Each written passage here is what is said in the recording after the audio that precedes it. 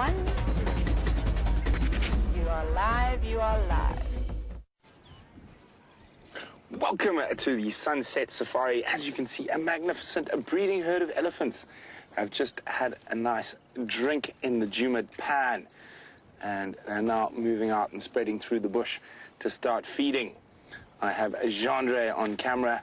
My name is Brent Smith, and I'm back from leave. We have Jamie and Dangerous Dave out in the other vehicle, and we have, who have we got in final control? Kirsten and Geraldine. And we also got some very special guests join us on this safari. We've got 2 schools from Virginia and our English class and a biology class. So we're going to be mixing up a bit of English and a bit of biology for tonight's Sunset Safari for the first hour or so. And I think let's start with an English. So to the English class, I've got a very nice English question for you. Since we are driving past this beautifully large herd of elephants, who can tell me what the original English colloquial collective noun is for a group of elephants? We often refer to them as herds now, but there was a wonderfully pompous old colonial name for them, and if any of you have ever read Rudyard Kipling, he utilizes that collective noun to great effect in some of his short stories and books.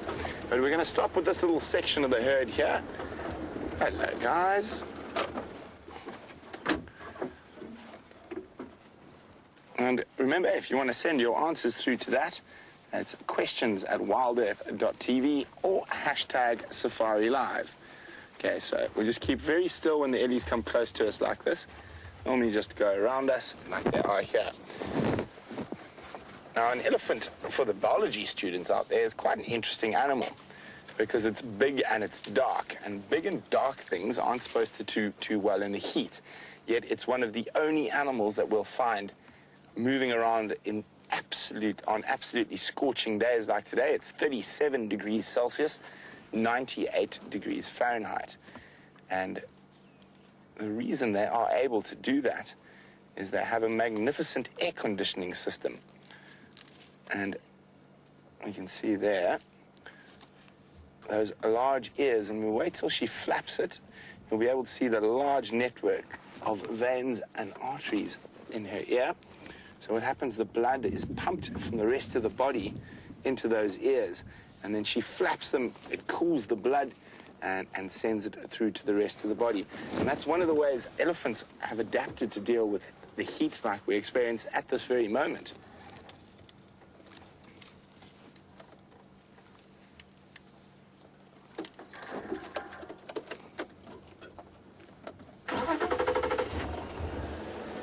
Okay, so the herd's moving through, and this is not uncommon. After they've had a drink, they spread out. When they move towards a waterhole, they're often in quite tight formation, heading through. But now they'll probably spread out over an area of about 3 or 4 football fields and feeding in different little family nucleus groups. And on the edge, you'll often find young bulls because they're quite boisterous, especially the teenagers, especially because they're full of testosterone. They tend to cause a bit of trouble with the females who've got young babies, so they tend to keep those young bulls right on the edge. And speaking of 2 of the terrible troublemakers that are on the peripheries, there's 2 of them on their way in now. So they would have hung around for a little bit more fun at the waterhole for a little bit longer. And now they'll just hang around on the edge feeding.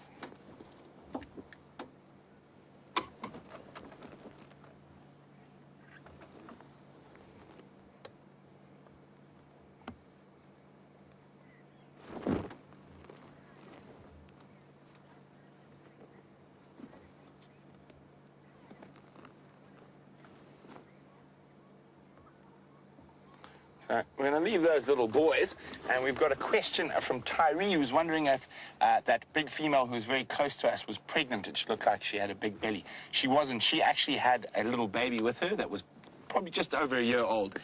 You could see her mammary glands or her teats were highly enlarged, and so she's lactating, producing milk. Not pregnant, she's already had the baby.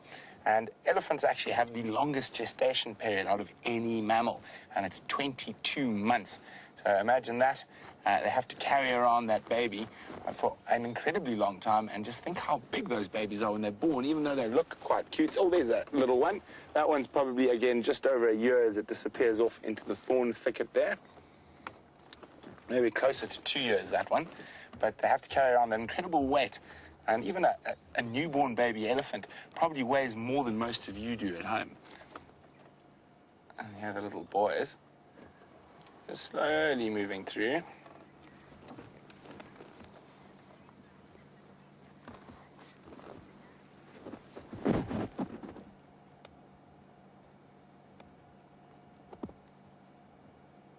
So we go, one of the young boys is heading towards the thickets where we just saw that baby disappear. And there's another young boy off to the left here who's a little bit young. He should be staying a bit closer to Mom. And he's going to come into frame shortly. There we go. So that's a young bull. And he's more than likely, I would guess, around 8 or 9 years old. So not one of the terrible teens, a little bit too young to be hanging too far from the rest of the herd. And if he got abandoned or confused and left behind, he is sort of a size a pride of lions might think about taking on in this area. Very unusual behavior, that. Now, Ms. Singer has asked a question regarding the ellies' ears, and I'm not quite sure. I assume she means where you can see on the front side of the ear there's a sort of roll in there, and that's actually their ear. You can see that hole there.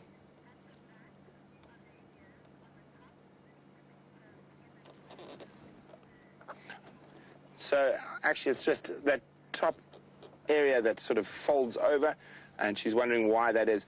Well, you'll probably find the cartilage is just not as strong there, and you can also see there are some quite nice large veins in that area, and they probably flow just under there. And I don't think there's any particular evolutionary adaptation for that little rollover. An elephant's ear is made up of a layer of cartilage, and I just think on the edges it's not as strong, and it folds over. Obviously, it doesn't happen on the bottom because the bottom is already facing downwards. So it's just, I think, the edge of the cartilage not being as strong as the center. Yes, we're talking about you, mister.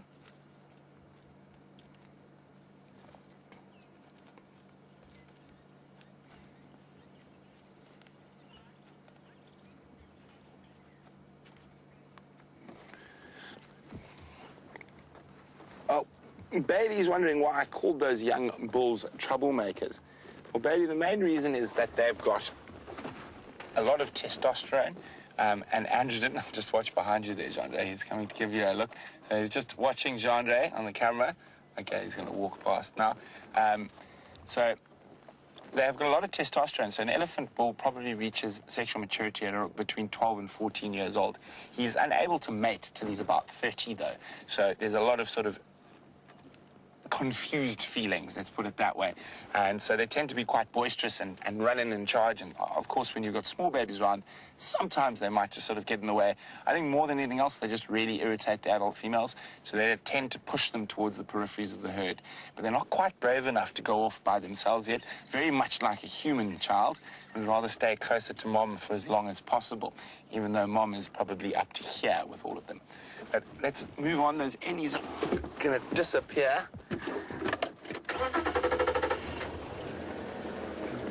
So while we try catch up with this elephant herd, let's jump on board with Jamie, who's got a grey beast of a much smaller variety.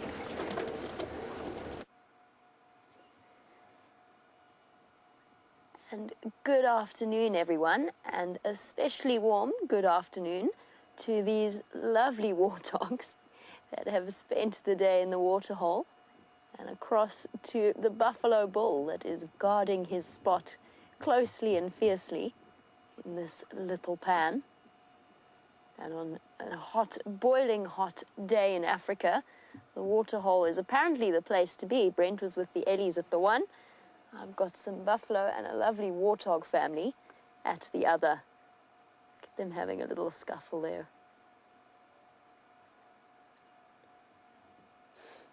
pigs dashing around. So you were with Brent and you were chatting a little bit, and I'll say a warm welcome to the students of Lansdowne as well as Green Run. I hope that you're enjoying your safari experience so far. I hear that some of you have been studying African folk tales, and I just thought I'd chat a little bit about the warthog, and there's two wonderful ones that I want to share with you while we watch them. You watch them crouching down on their knees. So the first one is a story that hails from a local Zulu culture about why it is that the warthogs eat on their knees or feed on their knees. And the story goes that the warthog was once a handsome creature that was very friendly and very charismatic, and he happened to make friends with the lion, with the lion's wife, the lioness.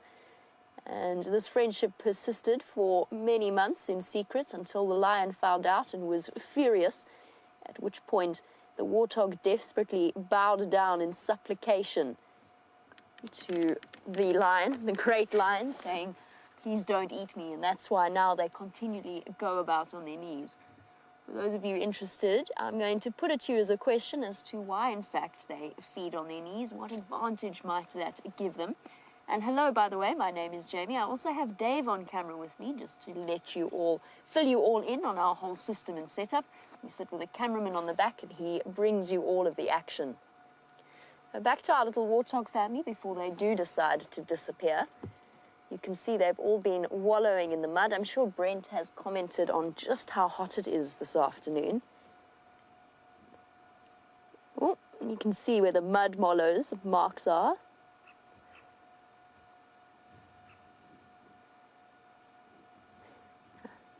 Now that is the way that the animals get away or get cool on a hot afternoon like this afternoon. And Keegan and Caesar were both wondering a little bit from a personal level, how do we deal with the heat? And the answer is it's amazing how adaptable human beings as a species are. Most of us have grown up in this kind of weather and in this kind of climate. These kinds of days, yes, we all feel exceptionally warm. And yes, we do. I mean, I'm sweating at the moment. As human beings, we sweat naturally. I'm used to this climate. I lived in the UK for 3 years, and I absolutely froze for 3 years, and I was still wearing jerseys and jumpers on days when my friends were walking around in t-shirts. So your body adapts and decides how it's going to approach the situations or the temperature situations that we deal with. We also have water sprayers. Sleeping at night is always the tricky one. So what you do is you wrap yourself in a wet towel or a wet kikoi, whatever you happen to find, and that is your general approach to cooling down. We're also incredibly fortunate in that we have a swimming pool. I'm not sure whether Brent mentioned, but an elephant, just before we started to go live, an elephant made its way back into the garden and appeared to be thinking very carefully about having a drink at our swimming pool. Definitely a wild life that we live. Our little piglets are wandering through, and I just wanted to show you something around their faces. Something that I always find incredibly interesting about warthogs. Those little tufts of white hair around their cheek. You see, they're not at the mature stage yet, where they have developed their tusks. You can see the tusks just starting to poke through. Like elephants, those are modified incisor teeth that are growing. And the tufts of white fur along the cheeks are actually meant to imitate fully grown tusks, as a way of making them seem slightly more threatening for any predators. Now this family originally, there's 2 females with 4 piglets. Originally, there were 6 of them when we first started seeing them in this area. There's now 4 of them. I know of at least one that was taken by a leopard because we happened to see him eating the warthog piglet. I'm not sure where the other one went, but it probably has also succumbed to the possibility of a leopard attack. They are definitely on the leopard's menu of favorite food.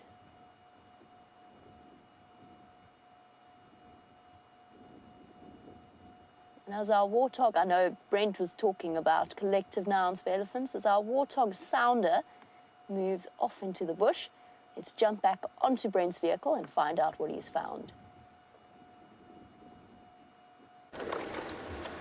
So we're just getting in position with these ellies again, and lovely little one here is a year old. Looks like a little boy.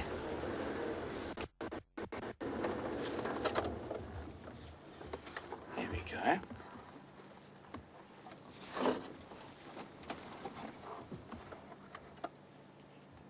And you can see he's sort of mastered the use of his trunk already. Not quite to the degrees of an adult. And it takes the little ellies a couple of months to really get the hang of it.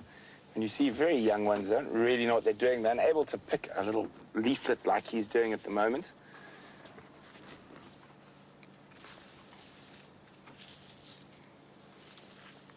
But we are experiencing the worst drought in South Africa since 1991 and 1992.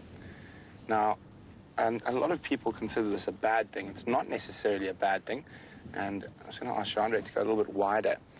You can actually see how the elephants are really opening up the bush.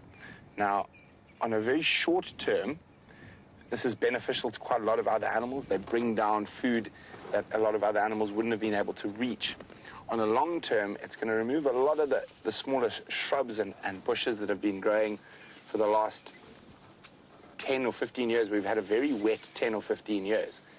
Now, what happens is these bush encroach on the grass, and grass is actually far more important to a lot of animal species than trees are. And once we do end this drought, a lot of these smaller brushes and shrubs would have been removed, and it'll actually make more space for grass to grow, which will actually help increase animal populations. And this is one of those wonderful ways nature works so well. And drought is nature's way of controlling certain animal species as well, particularly your bigger species. So animals that generally get really hit hard by drought are elephants, buffalo, rhino, to a lesser degree, wildebeest, zebra. Oh, look at him. Really enjoying that little sickle bush. And that, in a really, really wet year, is something an elephant wouldn't feed on.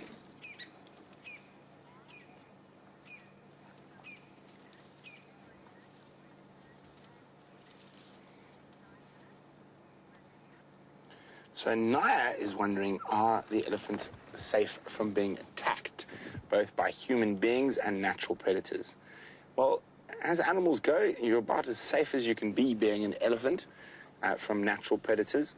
In this part of the world, it's very unusual for lions to hunt elephants, but if they happen to come on a situation like this, a little baby elephant who's now not too far, but 100 or so feet away from the other adults, they might think about it, but in a drought situation like this, they've got so much food, the lions do, that it's unlikely that they would attempt a risky thing. As soon as that elephant screams, the rest of the herd will come to its aid, and a lion does not want to tangle with an adult female elephant.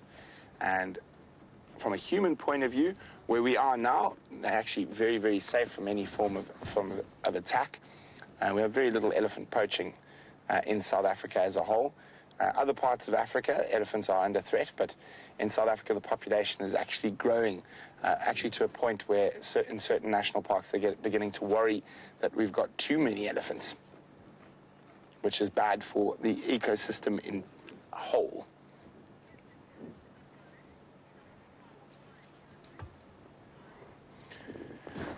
Lauren is wondering, are the elephant and warthog tusks bones? They are not. They are a tooth. So they're a modified incisor, if I remember correctly. So it's a teeth, so it's enamel. It's the same as any other tooth. So eddies are moving off here. We're going to try to see if we can reposition again shortly. This little guy is about to wander off to join Mom. There he goes. Oh, he suddenly realized how far Mom got away. He got a fright. Where's my mother?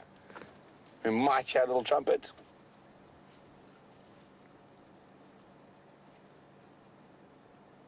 No? I thought he might have a little complaint to Mom when he caught up. Let's go have a look at what else these eddies are up to.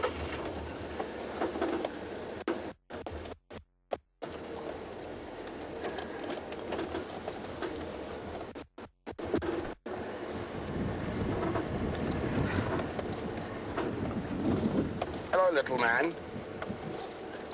Young bull over here, busy tearing up a bush willow. And Anthony, welcome on the safari today, Anthony.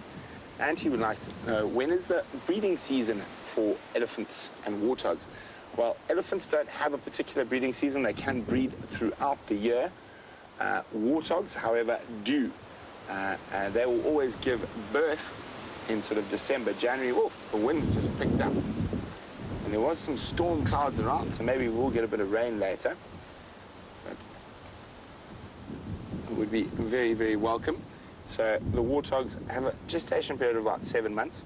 So my maths is horrific, but if I go back from November, so probably actually March, April would be breeding season for warthogs once those little piglets have got a bit bigger. No, sorry, I lie. June would be breeding season for the warthogs.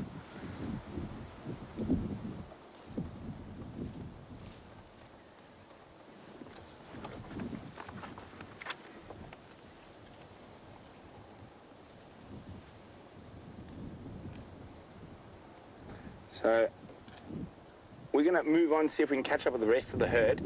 While we do that, we're going to jump back on board with Jamie, who's got a traffic-legged antelope for you. And when we get back, we'll do an African folk story on elephants. Just sneaking up really quietly. I don't want to startle the little one. We've got a baby kudu walking straight across the road in front of us. Wonderful, graceful little antelope. And in a moment, when it comes through, it should actually join the mother. It's a little bit off to our right,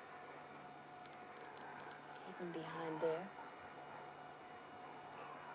Just to give you an idea of just how tiny and new these little ones are. And since I have found some kudu, I just have to tell you, I think my favorite, hands down, the folk story about kudu and their cousins in Yala. This little one looking at us with radar ears. It's hiding in the bushes there. The story goes, and this was actually shared by one of our viewers, a lady named Teresa. And she actually told us the story of how the idea was, or the local legend goes, that kudu's legs were too skinny to hold them upright. And so the creator reached down and picked them up. And wherever there is white on a kudu or their cousins in Yala, that is where they were touched by the creator. There you go, there's mom, or at least one of their mothers. An animal perfectly adapted for hiding away in thick vegetation, just like this. Large ears to amplify every sound that they hear, and very, very good eyesight.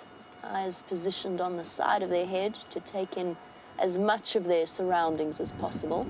Watch how when they walk, even at a young age, very often they walk with their ears backwards so that they can hear whatever is hiding or whatever might be sneaking up behind them. Definitely one of my favorite antelope species. I'm going to see if I can get you one more view of them, just because those little ones are terribly sweet.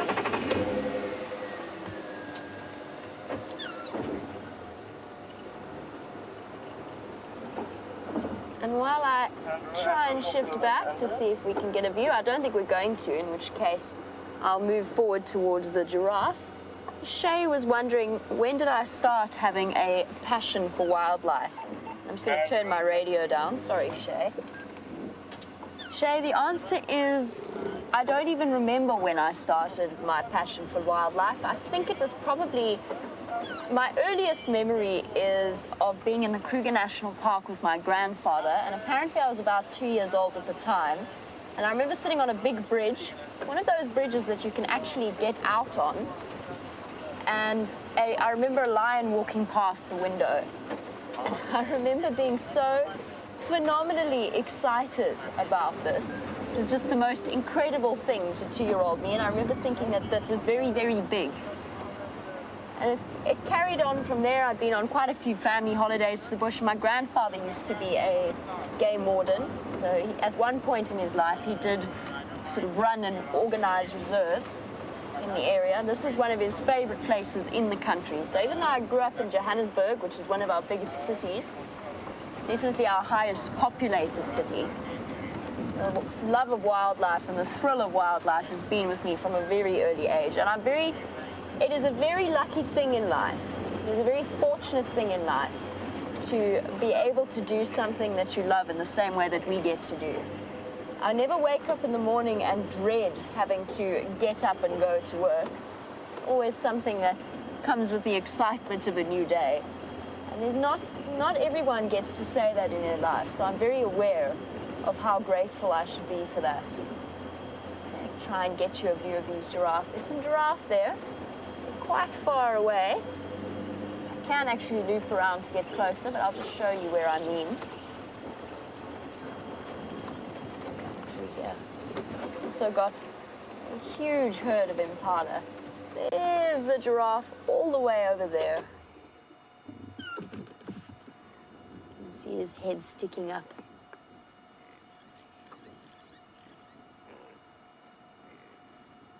Munching away. And what I'm going to do is I'm going to send you across so you can jump on the back of Brent's vehicle, and I'm going to loop around and get a bit closer to this giraffe for you.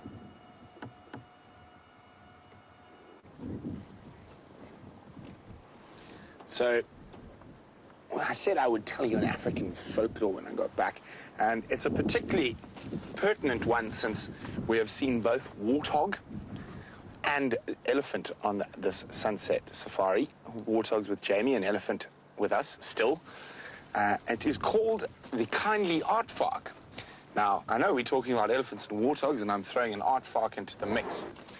So, it's a kudu story, so it's not actually from South Africa, it's from well north of us in East Africa. The Kikuyu live mostly in Kenya. And in the old days, warthog and aardvark were best friends, and they used to spend a lot of time chatting. And aardvark inadvertently heard how elephant coveted warthog's tusks. And in those days, elephant had the smallest tusks, and warthog had a massive, beautiful pair of tusks. And even though they were quite difficult for warthog to move around with, he was incredibly proud. Now, warthog is a bit of a forgetful animal. So aardvark warned warthog that the elephant was after its tusks. And some weeks went past, and warthog was happily grazing away, and he came across elephant. The elephant was being very nice, and warthog was very sort of in awe. Well, let's have a quick look while these ellies are going to disappear into a thick drainage line. A drainage line is a sort of creek bed, a dry creek bed, and very thick, so we're not going to follow them in there. Here we go. So warthog had forgotten that aardvark had warned him that elephant was after his tusks. So after all the flattery that elephant had bestowed upon warthog, spending the whole day even helping warthog dig out some luscious tubers and roots, elephant then said, well, your tusks are so magnificent, could I just try them for a very, very short time, and I'll give them straight back. And warthog, being the kindly soul that it is, happily did so. And as soon as elephant had placed those tusks into its face, it went and looked at itself in the water hole and thought, my goodness, don't I look just smashing? And then went back and beat warthog when he tried to ask for his tusks back. So warthog dejectedly put elephant's little tusks into his mouth, and he went home with his tail between his legs. Oh, we've got some more elephants coming to join the others. Oh, isn't that nice? And on warthog, on his way home, he met aardvark and told aardvark the sad story and bemoaned the fact that couldn't remember aardvark's warning about warthog trying to get those tusks. Nice camera work, Jeandre, sticking on the tusks. And aardvark said, don't worry, my friend. From now on, you will always have a home to hide in from hunters, and elephant will have to move across the savannah, and people will covet those tusks, and you shall be safe, and you can live in a burrow underground. And warthog said, but "How is that so, aardvark? I am not a great digger." And aardvark said, "Don't worry, I dig so many holes, and they're all over the place, and I'm always making new ones, that you are welcome to you live in any hole that I have made." And since that day, aardvark and warthog remain very good friends and all live in the same burrows, while elephant has to wander without a home and protect his tusks from the others who covered them. And it's a nice little Kikuyu folklore from East Africa. So those ellies are moving down. I think there might be a few more left up here. We're going to see if we can move around towards them. And while we do that, for the English class out there, we've just done a folklore, and now we'll do a few more collective nouns, since no one has answered the elephant collective noun yet. But we're going to go across to Jamie, who's got a dazzle and a journey.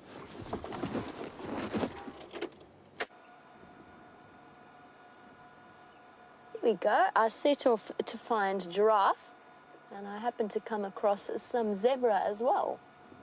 So 2 for 1 in this particular deal, because just to their left is Africa and the world's tallest animal at 5 odd meters, which puts it well over 15 feet. And there you go. We've got a dazzle of zebra and one sad little part of a journey. There is actually a second giraffe here, but she hasn't decided to make her way into view just yet.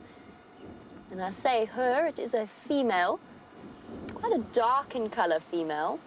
The hair on the top of her ossicones, the horns on top of her head. You can see that tongue that she's sticking out there and to wrap around the leaves is incredibly dexterous and versatile, and can reach up to 1/2 meter in length, so about 1.5 feet that tongue can extend to. I've seen them pick their noses with it even. It's a great way of reaching and catching leaves that are harder to reach. But interestingly enough, that long neck, according to what most evolutionary biologists are now arguing, is not an advantage in terms of reaching up for the higher leaves.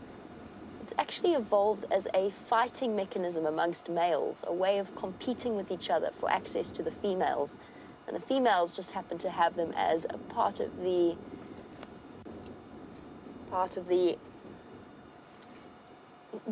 sort of the natural evolutionary process.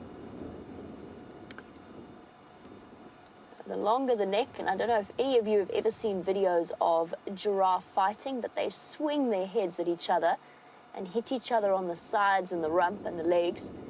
You can imagine the momentum of a 12-kilogram skull, which for you students is close over 25 pounds worth of head on the end of a 2-meter neck. Makes for an incredibly powerful force. So for years, I know certainly I was raised into believing that a giraffe's long neck was an evolutionary design. I'm just going to move forward to catch the second giraffe moving in. It was a way of the giraffe being able to reach up to the higher trees, and it's only now that we're starting to realize that this isn't the case.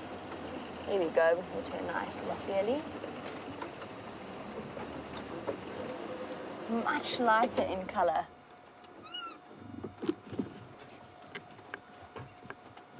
So, hey, Kim, you were wondering about the purpose that the horns serve in a giraffe, and you were wondering, is it determined by their sex? Is it part of camouflage, or is it for fighting? And here's a female with very, very thin ossicones with the tufts of hair on top of them. Now, there's actually what looks like a male behind her as well, which makes for a really nice comparison and the answer to your question. There he is at the back there. So the top of a male's ossicones are rubbed bald. They have hardly any tufts of hair, and they're probably about double the width or double the radius of that of a female giraffe, which tells us almost immediately, hello girl, that they very much are used as a fighting tool. And females very seldom use them as any way of protecting themselves or their offspring. Instead, they kick it any kind of threat like a lion or a leopard that might decide to challenge them. But for males, those horns on the top of their head, and they're not true horns, because although they are bone, they are not covered in a keratin sheath, which is why I keep calling them ossicones. It's the official name for them. Males, they are much wider, much thicker, and they, as I mentioned earlier, during a process known as necking, they will fight each other and swing their heads with their ossicones on them.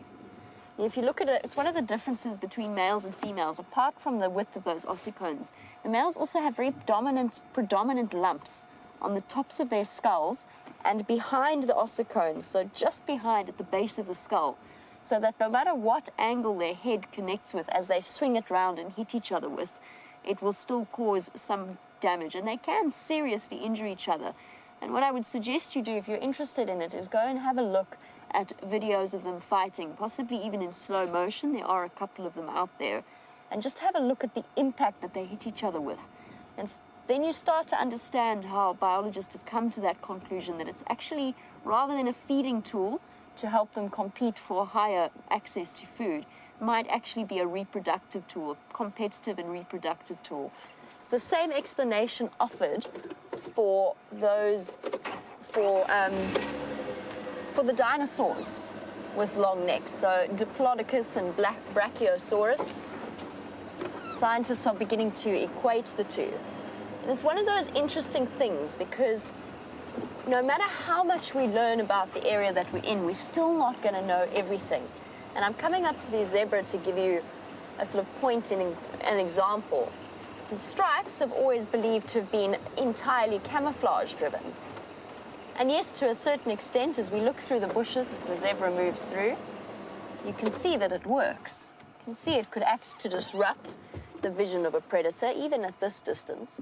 Have you spotted the zebra yet? Yep, there he is. But now people are starting to think about the theories behind either thermoregulation, so hot stripes, the black stripes heating up and the white stripes not heating up as much and creating microcurrents, or the dominant theory is that it interferes with the landing proprioception of flies like tsetse flies that would land on them and possibly pass on a disease like sleeping sickness. But the truth is, nobody knows, and nobody actually agrees on what zebra stripes are for. One of the things I love the most about here is that everything is a mystery.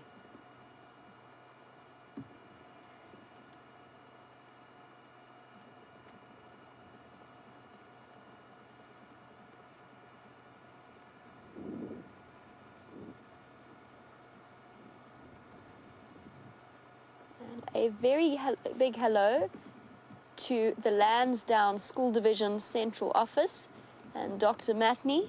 A warm welcome to our safari this afternoon.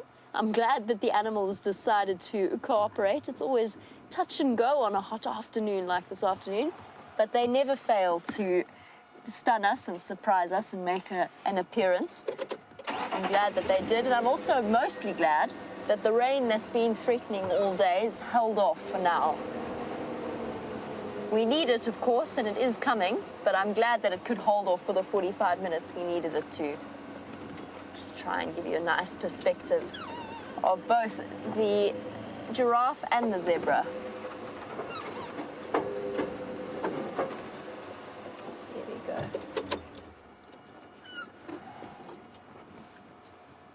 And I chatted a bit about giraffe fighting each other, and China in Virginia, who was wondering if I've ever seen giraffe fight and why would they do that.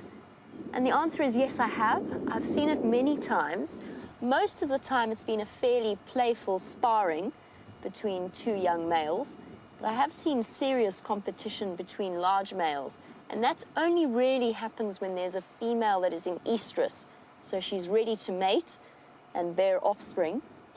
And the reason they fight for her is because their main mission, or one of their main missions in life, most organisms in fact, is to reproduce, to continue the species. I'm just going to try and see, since they've vanished behind the trees, if there is a male still visible. Let's drive as I answer this question and just see if he's going to pop his head out. So every species on Earth's goal is to reproduce. And the same goes for giraffe or zebra or anything like that. And a lot of the time, the males compete for the access to females, the access and the right to mate. Some animals have territories, and that's how they keep their mating rights, by keeping a territory that will attract a female and allow him to have sole access to that female. But in the case of giraffe, they don't have territories. So if two males come upon a female together, then they fight it out to see who gets to mate with her. And a lot of the time, that can be a process over a couple of days. So they need to keep up that performance. But what that means for the female is that her offspring is getting the best genetic range possible as a father. So he's proved himself. Where did this male giraffe go? Surely I cannot lose a 900-kilogram giraffe. I'm sure he was here, Dave. I wasn't imagining him. So fighting means that, from a biological perspective, the strongest individual gets to pass on the strongest possible genes. And it's one of the reasons why, although this drought is going to be heartbreaking, and we are in the middle of a very serious drought, I really did lose a 900-kilogram giraffe. That's quite impressive. He must have snuck past me. Where did you go, buddy? What? He's vanished.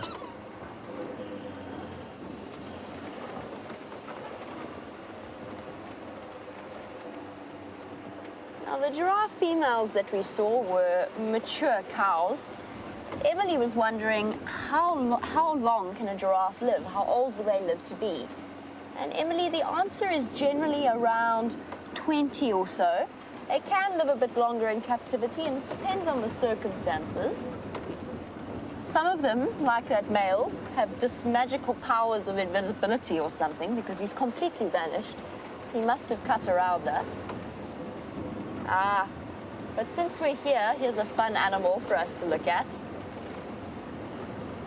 Emily, an age range of about 15 to 20, some longer than others. But I want to stop and show you these birds, because I promise you, you'll never look at Jurassic Park the same way again. As you all know, dinosaurs are considered to have birds, are considered to have evolved pretty much straight from the dinosaur line. Watch the way these guinea fowl move and see if it reminds you of anything. Because the creators of Jurassic Park and those responsible for the CGI and the effects of the dinosaurs, they based the way that the Tyrannosaurus Rex and the Velociraptors run and walk on guinea fowl. And in fact, they used a lot of the vocal ranges from African birds as well. So the screeching came from vultures, as well as the deep rumbling sounds of elephants.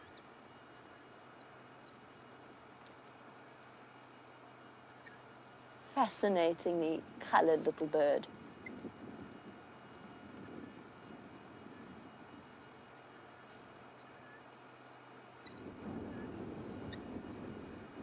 As they wander off across the clearing, I'm going to say goodbye to all of the students of Lansdowne and Green Run. It's been wonderful having you on board. I do hope that you have enjoyed every moment of it. And for your last few minutes, I'm going to send you back onto the vehicle with Brent, and I hope to see you again in the future. Cheers, guys. Enjoy the rest of your day. Welcome back. And we've got a lovely question from Princess. Hi, Princess. Princess would like to know another folk story and what's my favorite one.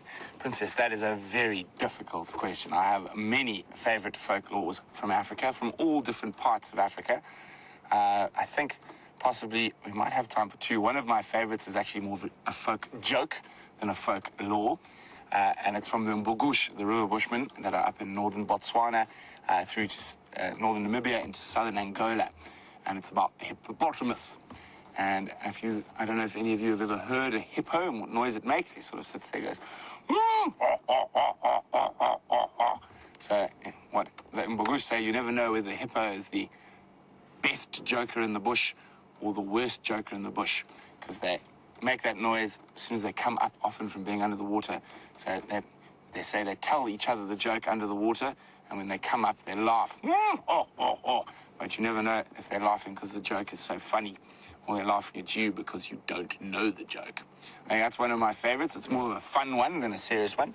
Most of the African folklores and stuff do have a moral to the story. So I think we'll do that one as last, and it's about the greedy hunter. And that is a Zulu folklore, and I grew up quite a bit in northern Zululand, and basically there was a very lazy hunter who saw a female cheetah with 3 cubs, and she had killed an impala, and he was watching from the bushes, and he saw what a good hunter the cheetah was. So when Mom went off to go get a drink, he stole the cubs, and eventually the cheetah cried so much she gets those black tear marks down her face. And one of the Zulu elders asked the cheetah, "Cheetah, why are you crying so much?" And it was because she'd lost her cubs, and eventually they figured out it was the naughty hunter, the lazy hunter, who had stolen her cubs, causing a cheetah to get its tear marks. And the moral of the story is that hunter was then banished, and it was to never be greedy. That's always a good one to remember. And on that note, it's been great having you guys with us. I hope you learnt something, and if you didn't, I hope you at least had a little bit of fun. Otherwise, hopefully we'll see you quite soon, and we're going to continue on. Hopefully, Jeandre has already been pestering me to try find some lions and leopards on my first drive back, so that's what I'm going to do.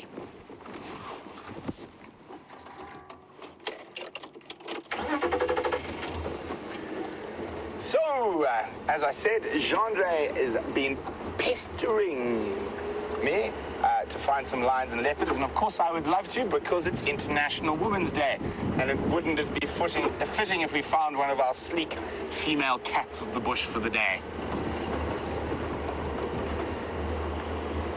So I'm going to have a quick gander around the western sectors, see if I can find any tracks of Madame Shadow, who I haven't seen in an age, so I always love to catch up with the leopards if I haven't seen them in a while.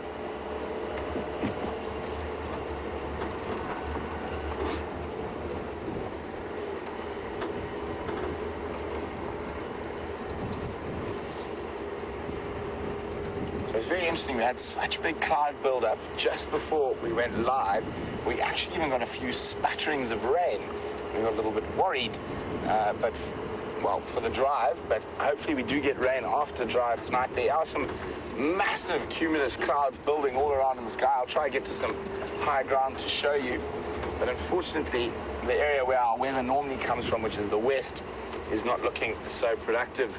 There's a couple of little clouds, but nothing big. Everything seems to be further north and further east of us at the moment. But during my leave, I did quite a bit of traveling, and to the east of us could definitely use rain, definitely more than we can. They've had less rain than we have in the Kruger National Park. Now, there's been quite a lot of debate. Recently, Kruger closed a lot of water holes. And the reason is this, because they were man-made water holes, and they have actually, to a degree, changed animal behavior. And recently, they have now agreed to open certain water holes. These water holes are not man-made water holes. They're not sinking boreholes again.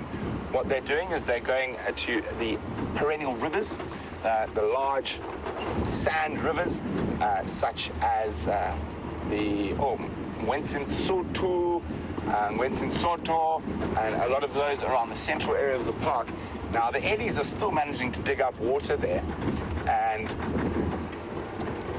there is quite a lot of water just below the surface. This is the first year of the drought, so that the water table hasn't been that adversely affected yet. So what they're doing is they're actually digging water holes where there is actually naturally occurring underground water that would have been dug up by elephants, but obviously just on a bit of a bigger scale. Now, that, of course, will help with the water, but grazing is also a huge problem. And a lot of you who watch a lot of the Kruger Park sightings boards and all that stuff, there's quite a lot of misinformation flying around on those things about drought and whatnot, because I met someone in Hoedspruit recently who just went through the park, and apparently all the buffaloes are dead.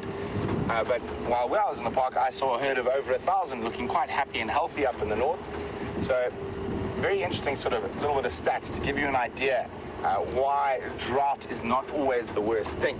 So I've spoken about that drought in 91, 92 being the worst in the last sort of 50 years. At that time, the Kruger buffalo population was around 35,000. And at the end of that drought, they were down to 12,000. So obviously a mass die-off. And that 12,000 were left were of the most supreme genetic stock. The biggest, the fittest, the strongest. Now, since end of 92, the end of the drought, through to now, the park's buffalo population has done even better. So they're around 48,000 now, and in similar conditions in 91, already sort of 5 or 6,000 had already died by this stage, and we're looking at only 1,000 now. So on average, those strong genetics have won through, and we probably are going to use a few thousand buffalo if this drought continues. But we must also remember we're going to gain quite a few lions and hyenas and other predators, because the predators' numbers will come up.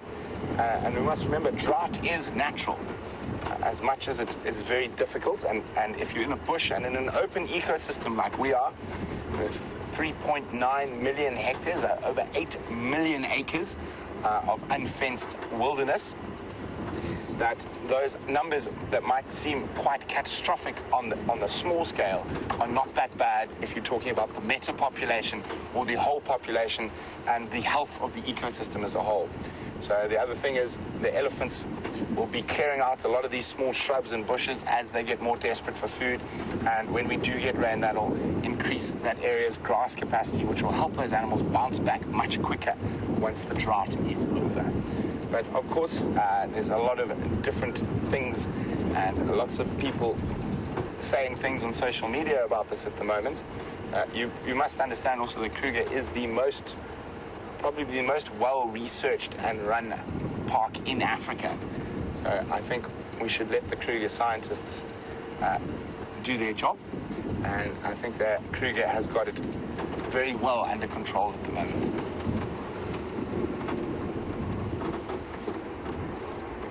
So unfortunately, no sign of any leopard tracks.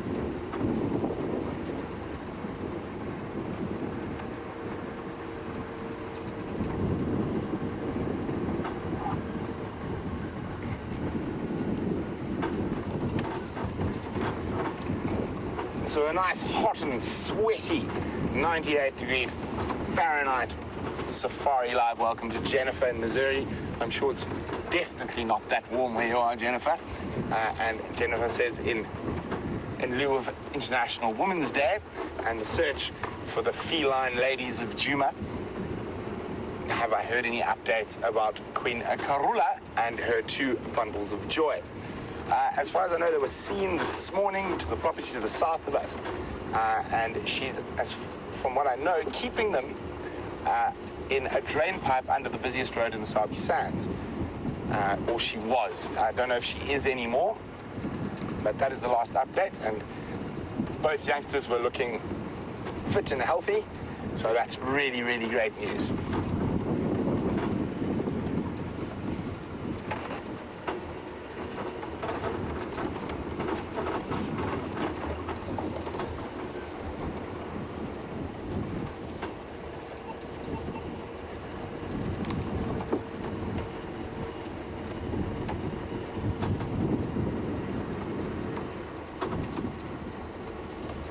While we continue to peruse the central sections of Djuma Private Game Reserve, let's go see what the wonderful Jamie is up to.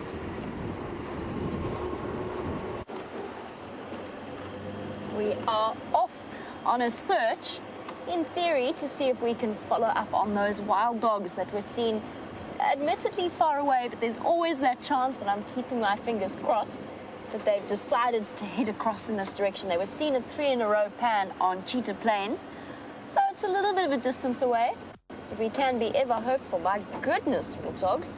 I was going to stop and show you the family of warthog, but they're demonstrating their usual behavior, which we haven't seen as much of in the last few weeks. They've definitely been calming down a bit around vehicles, but it's just a cloud of dust. They have raced away. Now the wind is howling this afternoon, bringing with it serious promises, actual promise of rain. I'm so excited, I think we all are, on this blistering hot day. And it really is warm. It's got a very muggy feeling in the air.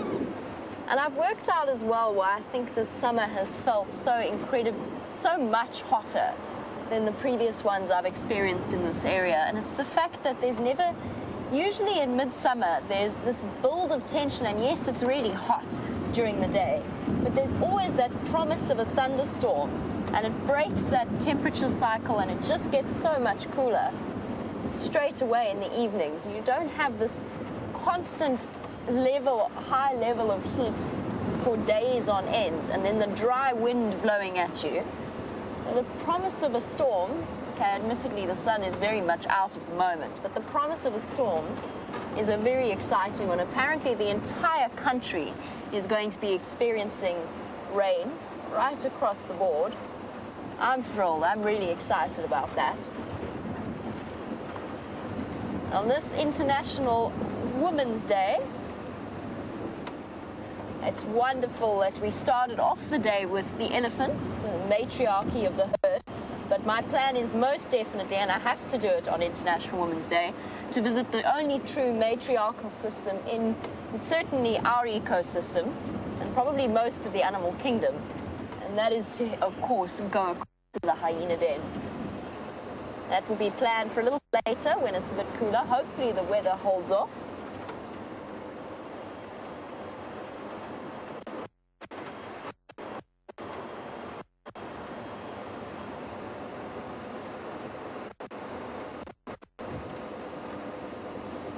Speaking about matriarchies, Debbie, who is watching in Vancouver, was wondering what are the benefits to having a matriarchal system versus the other way around.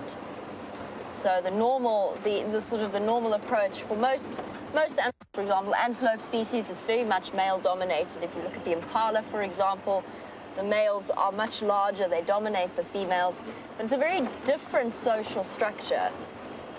Debbie, that's a really good point. Let's see, we see it mainly in elephants and spotted hyenas in this particular ecosystem. I've got a suggestion, and that is for elephants in particular. Generally, females of a species tend to live a little bit like males, and that's because the males very often compete for the attention of the females. They can kill each other, but also just in general physically. We know this is the case. Research that human women have a longer lifespan in general and are slightly more physically capable of dealing with things like diseases in a way. We also have a higher pain tolerance. That's a physical, a biological aspect to it. And I suppose having your family run by a consistent female that is not distracted by the need to seek out mating opportunities in different regions, but can actually focus her attention on what she's doing, which is leading her herd to safety, protecting her herd, plus forming a bond with all of the females within that group. I suppose that has its benefits. And certainly, if you compare elephant calf mortality to that of almost any other young animal, it probably must be one of the lowest of any mammal, because the elephant calf has got the protection of the herd around it. That I think would exist. Oh, let me just go through here, up onto the other side. Just one of those little signal dips. It's that aspect of live television. It is a natural circumstance. Right, so Debbie, I think that is one aspect. You look at the mortality rate. Look at the mortality rate as well of hyena cubs. It's also lower than that. As far as I know, it's lower than that of any other predator in the early stages of development. And then you've got the big mother theory. So the true matriarchal system, like a hyena system. The females are bigger than the males. And one of the theories behind that is because the bigger the female, the better its ability to produce milk. And one way of increasing its size is to plug the females full of testosterone and androgen to work that approach.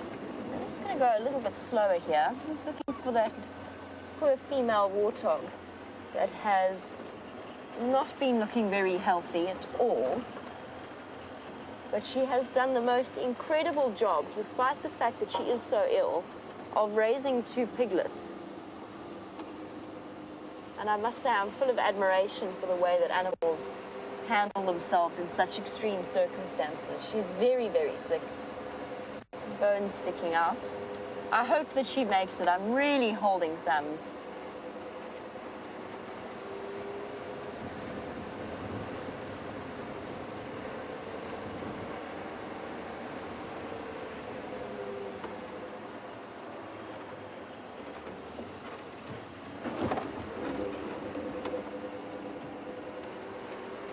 We've got a lovely shout out on International Women's Day, and it comes from Maggie, who is in Western Australia.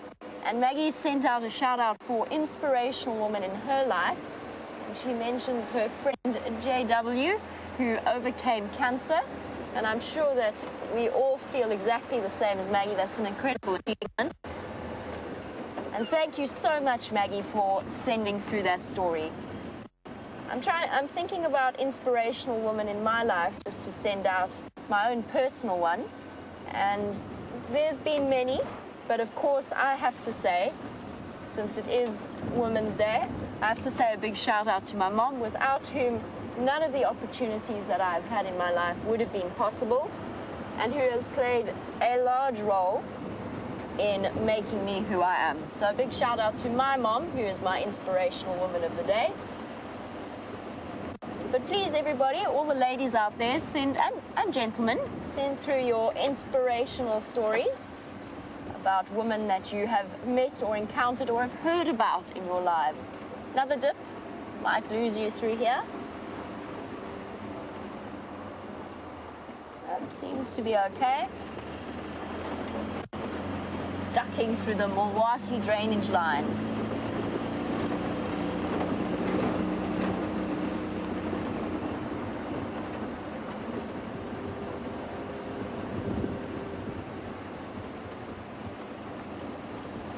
And speaking of inspirational females, I know that Brent chatted a little bit about Karula, but Shannon was wondering, what about Karula's daughter, Shadow?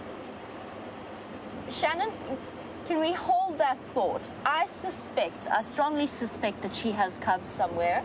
I don't know where. I'm still waiting to get confirmation from the other guides. I have been in contact with friends of ours who work on Simbambili and Arathusa. And I'm going to try and clarify for you. She hasn't been seen in a while, and that could well be because she is hiding cubs somewhere. So Shannon, keep our fingers crossed. I'm fairly certain that is the case. Hopefully, in the next few weeks or months, we'll have a chance to see Shadow with her next set of cubs. Shadow, of course, in contrast to Karula, has had some really seriously bad luck when it comes to raising cubs. Whoop. Just have a quick drink. Just while we're here, for those of you who are watching the sunrise safari, we were tracking a male lion, and they did find him. They found him on Torchwood, along with 2 of the other Birmingham boys, so he did go across Cheetah Cut Line and crossed our eastern boundary. He's around. It's interesting how the Birmingham boys really seem to have split into an almost permanent 3-2 coalition. And that doesn't mean that it will stay a permanent split. They will move apart and come together as they go along. But it is pretty much what we predicted they would do once they established themselves in a territory. Hear the wind blowing across us.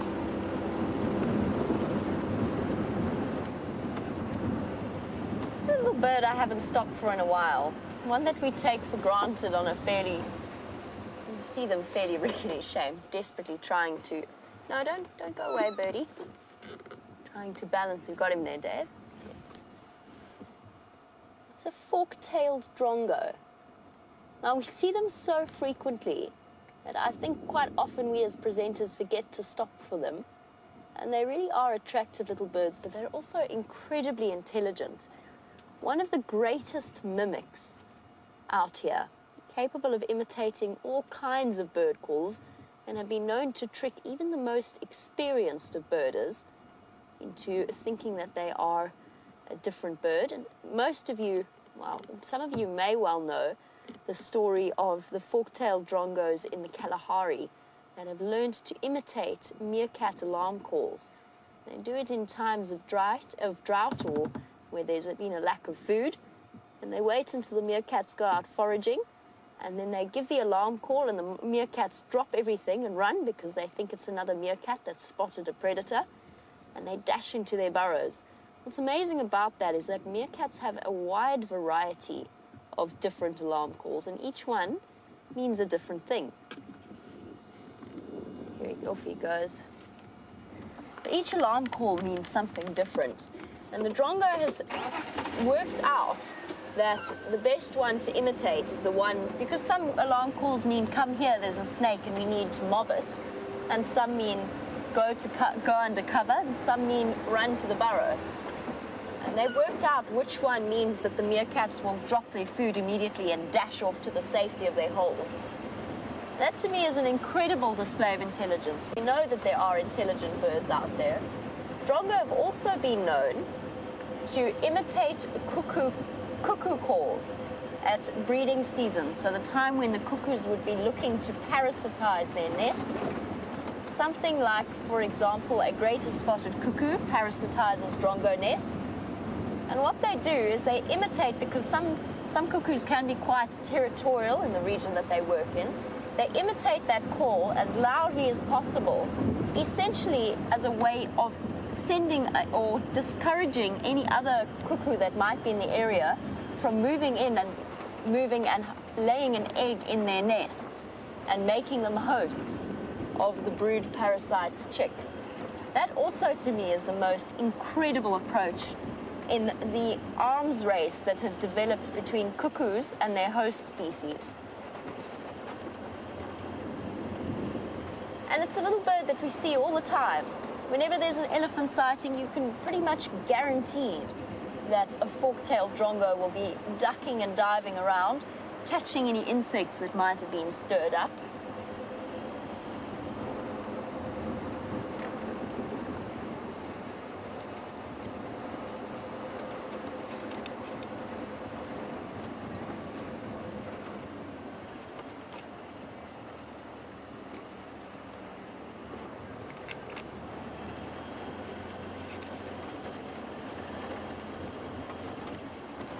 I'm going to stop here for a moment because we've got a very, very special shout out from 8-year-old Gracie.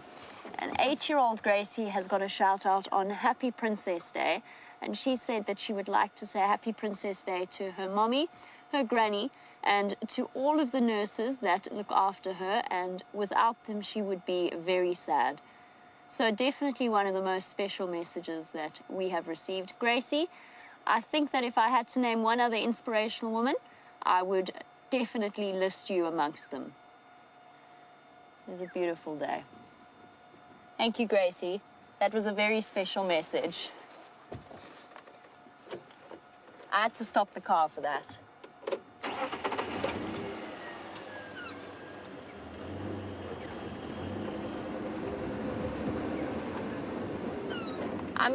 I'm going to take 2 inspirational women. One is my mom, and one is Gracie, on Happy Princess Day. And to all of the nurses. Right. Back on to find you amazing things.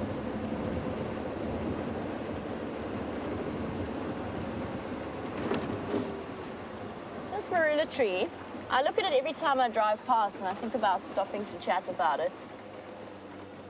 And just look how it's completely rotted away. Now, this has come from probably elephants attacking the bark, and that is in turn has led to some kind of disease taking hold of the marula, whether it's from borer beetles. And in fact, you can actually see, if we have a look there in the trunk, You can see all of the holes from the borer beetles and the termites eating through into the tree itself.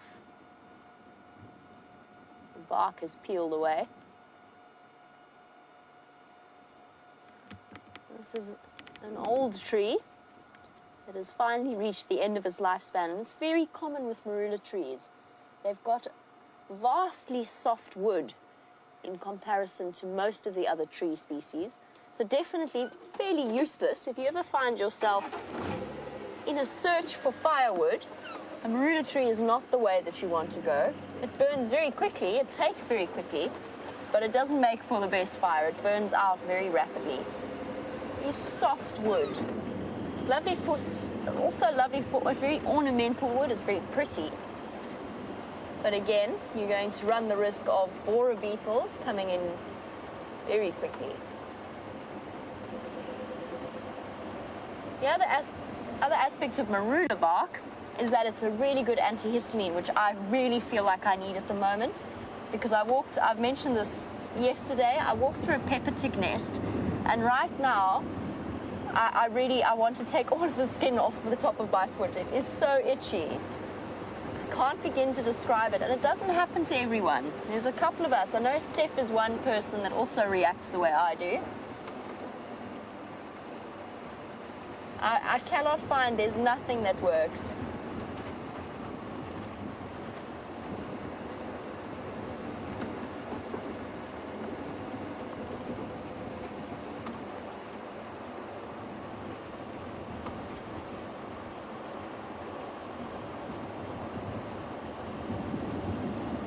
Annie, who's watching in British Columbia, Annie would like to know, as a woman who has worked regularly in fields that are predominantly male-dominated, she would like to know if there are any female animals that exhibit male characteristics, apart from, she anticipated my answer there, apart from the spotted hyena's pseudopenis. Annie, I'm going to give that some thought. I'm trying to think. There's not that many good examples out here. Yes, there is actually. It's just because I'm thinking too much. Oh, that's a pity. There was a Jeandre in the tree, but I just didn't quite spot it. An African harrier hawk. Oh well, I actually came around the corner to just have a look at this lovely lady waterbuck. Annie, I have thought about something, and that is the African jacana, which is a bird, and rather than the very typical common the system where males mate with lots of females, also, sorry, I got completely distracted because look who's just come out of the bushes. Look how tiny that is. Right, sorry. So most male birds, or little bird species, either are monogamous or they mate with lots of females. But the African jacana mates with lots of different male partners and leaves them to raise the chicks whilst she goes off and lays her next batch. That's quite a good example. Oh, sorry, this is too sweet. Hello, Mom. Have you just come back to your baby? Waterbuck leave their youngsters for hours at a time, hidden in the bushes. She's obviously just come back to find her little calf. Too cute. Not an easy job being an antelope mom. The males don't tend to play much of a role in protecting their offspring. And it's all up to the female. And that means leaving her herd, or the protection or the safety of her herd, to come and look after this one. Having a good wash now. Reaffirming those bonds that are so essential.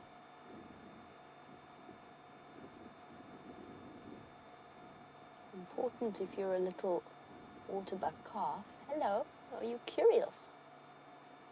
To make sure that you know your mom when she comes calling. Look, she's going to wander off. Is the calf going to follow her? Is it going to stay here? Yep, here it goes.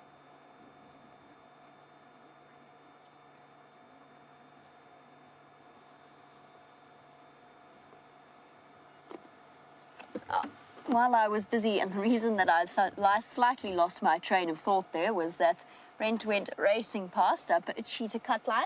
I think for now, let's send you onto the back of his vehicle and I will continue on in search of more wonderful, hopefully woman-themed things.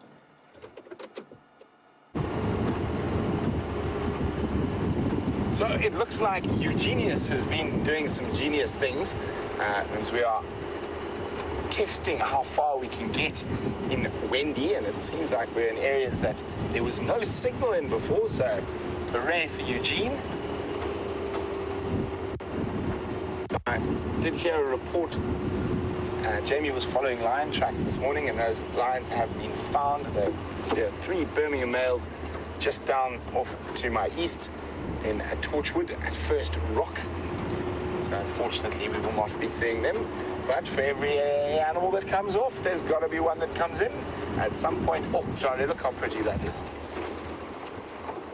There's just some really pretty clouds there, light coming through. Now, very fluffy clouds, almost look like marshmallows, or, sorry, cotton candy, probably a better description. And I wonder who can tell me what type of clouds those are. Who out there knows they're clouds? And if you know what type of cloud it is, those are still small, still building. If you know what type of clouds those are, you can pop me an email on questions@wildearth.tv, or you can use the hashtag SafariLIVE on Twitter. And if you know what type of clouds those are, let me know. See out there, who out there is budding meteorologists? If you go a little bit to the left from there, there's a bigger one slightly. I'll leave the confusion there.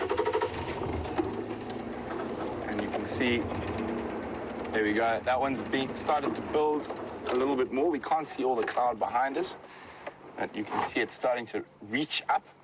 And when this particular type of cloud does that,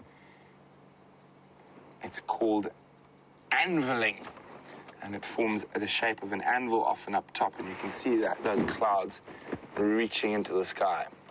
Now that is a little one, and you get massive versions of that, and even the big Boeing commercial jetliners will fly around those clouds. The wind force inside some of those big anvils of a cloud, I nearly gave away the answer to the question too.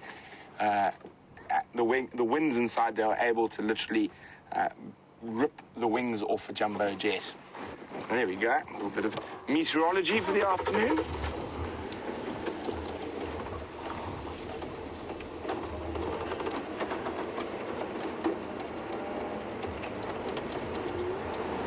And we're quite lucky.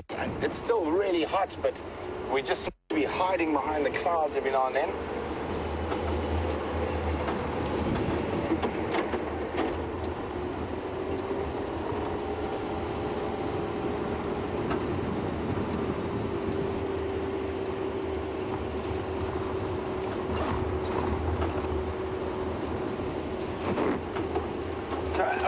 Interesting little fact from Rusty Pipe is in Arizona, during drought conditions, the bark beetle will kill thousands of pine trees. I'm wondering if we do have a similar problem here in Africa.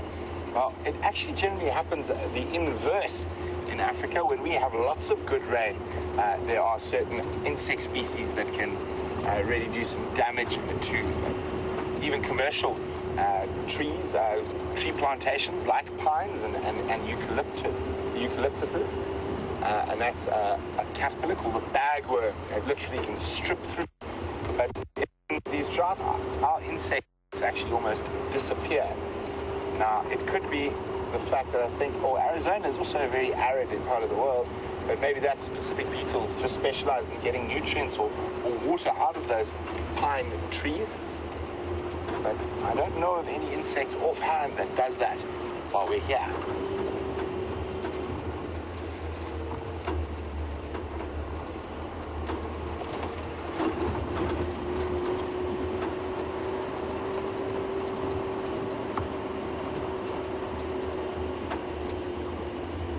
So, Ellies, Gilly, and Elena, you only get 50% for the cloud quiz. You've got half of it right, half of it wrong. You said cumulonimbus. If you just think to cumulus, oh, plated lizard, he's going fast though, Jeandre. I think he's stopped there. Now we're going to test Jeandre. He's in that little pile of wood. So it looked like a bushveld-plated lizard. Really fast. Really, really fast lizard species. And it's very difficult to catch them on camera, unlike their slower-moving cousin, the giant plated lizard. Oh, there's a hole. You sneaky devil. There's a hole he went down. I was hoping he was just lying under there, hiding. Alas. But it looks like this is a regularly used part of the world for him. I'm just going to move the vehicle so you can have a look at the tracks. But back to the cumulus clouds. So as I was saying, if you had just said cumulus, you would have been correct. Now, cumulus nimbus. Only when cumulus clouds are producing rain. Nimbus actually means rain. So until they produce rain, they're just cumulus clouds. So go loop-de-loop here.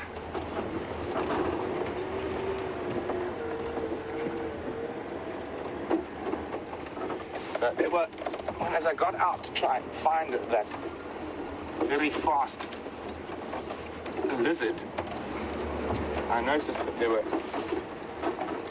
even though I've driven over them, quite a few sets of his tracks here. Zoom there. There's one there. You can see how he's dragged his tail. And just off to the left, there's another one. So there we go. And there's my footprint there. You can see my shoe mark there. So obviously this hole is used quite often by that bushveld-plated lizard. Now I mentioned the cousin, the giant plated lizard, and he's not so shy and retiring as the bushveld-plated lizard, and they have a very interesting symbiotic relationship with a dwarf mongoose. And we're going to chat about that a little bit while we move along. So, of course, dwarf mongoose live in multiple different den sites in old termite mounds, and they move around between those different sites. And in some cases, the giant plated lizards will stay either in one, or maybe sometimes even move to the others as the mongoose move through. And a lot of you will remember, just as I went on leave last time, I actually stayed on Jeandre. I had friends on honeymoon who were staying in the lodge, so I drove them around on safari. And while we were doing that, I managed to catch a picture I've been wanting to catch for a very long time. And that is of a dwarf mongoose with his den mate. So those plated lizards actually feed off the mongoose's feces, so helping the mongoose keep their dens nice and clean, and will even sometimes feed off different parasites and stuff in that den. So keeping it very, very, very clean, but very cool. But it's very seldom you ever see them together. You often see them separately. Where's the holder, Jeandre? How's that? Oops, there.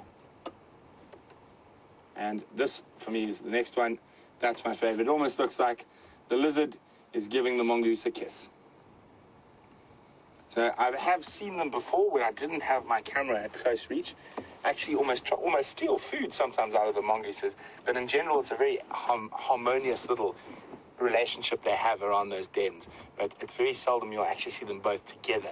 So I was very excited about being able to get that photograph.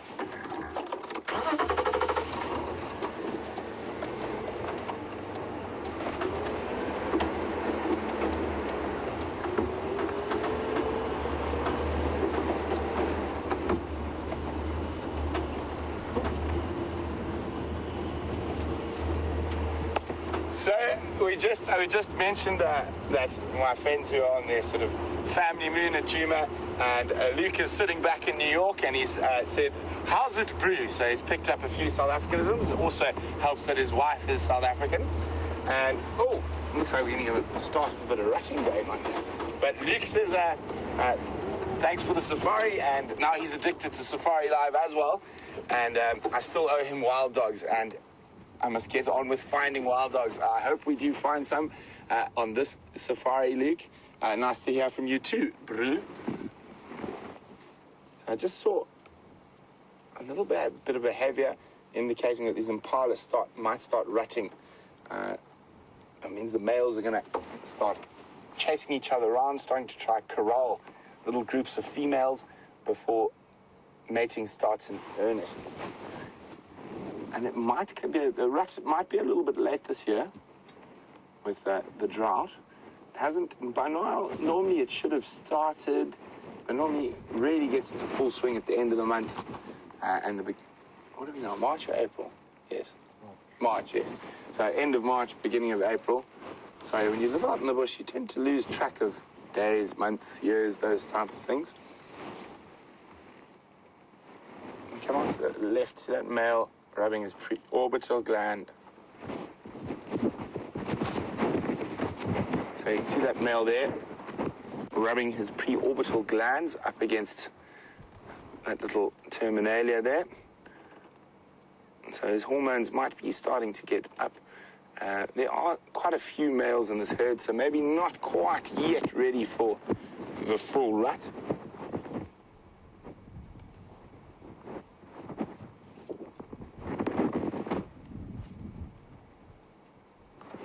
There's a little bit of male following female, but not quite yet. I was hoping to have some of that spectacular and strange noises impala make during the rut. And a lot of first-time safari goers, if they're not in the presence of their guide, when they hear that almost roar of a male impala, think that the lions are on their way at high speed, and are quite often shocked to find out that it is the impala making all that noise.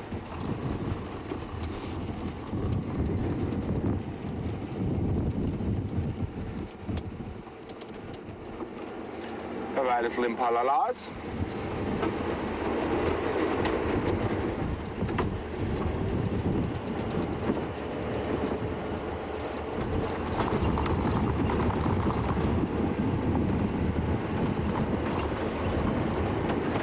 So we're traversing along the eastern boundary of Jeandre, heading towards the Buffalo's Hook boundary. Unfortunately, haven't found any. Oh, we're quickly across to Jamie, who has found something big and scary.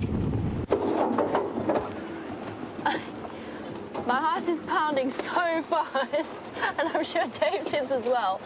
We came straight around the corner, face to face with one of the Birmingham boys. And he was on the move, he was right at my door. We both got such a fright. Shame, boy. Sorry. It was just a blind corner. He came straight out of the bush into us. There he's walking along there. That was a surprise. He's running. Let's just let him relax a bit. There he goes. It's interesting. That's an odd reaction from one of the Birmingham boys. They're usually very comfortable around cars. I think he just got a bit of a fright, as I did as well. Sort of a surprise coming around the corner eye to eye with a lion. So there's this male lion that we've been searching for. Now, it's very thick bush here, and I'm going to try and stay with him. It's going to be quite noisy, so bear with me. I also want to give him as much personal space as possible, whilst trying not to lose him. If it is not a Birmingham boy, that was my automatic assumption. If it's not, it could actually be another young lion, and that would explain his more nervous reaction to the vehicle.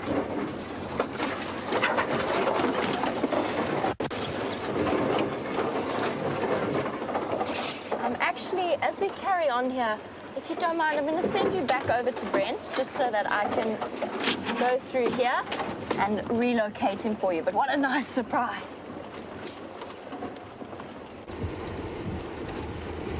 Well, isn't that really exciting? A random Birmingham boy making an appearance.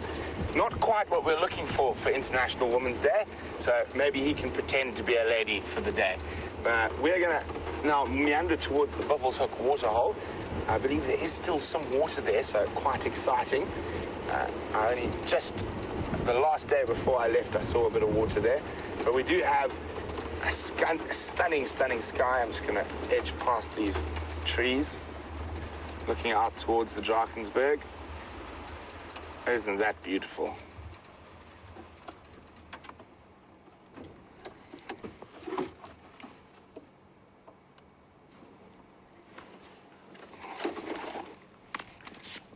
Something just crossed the road.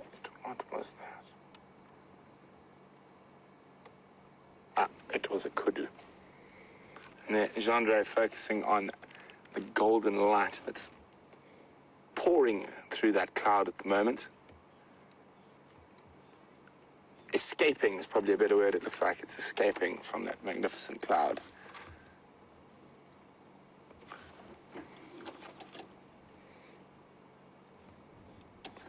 We're going to see what's happening at the Buffalo's Hook waterhole. Maybe there's something big and scary there.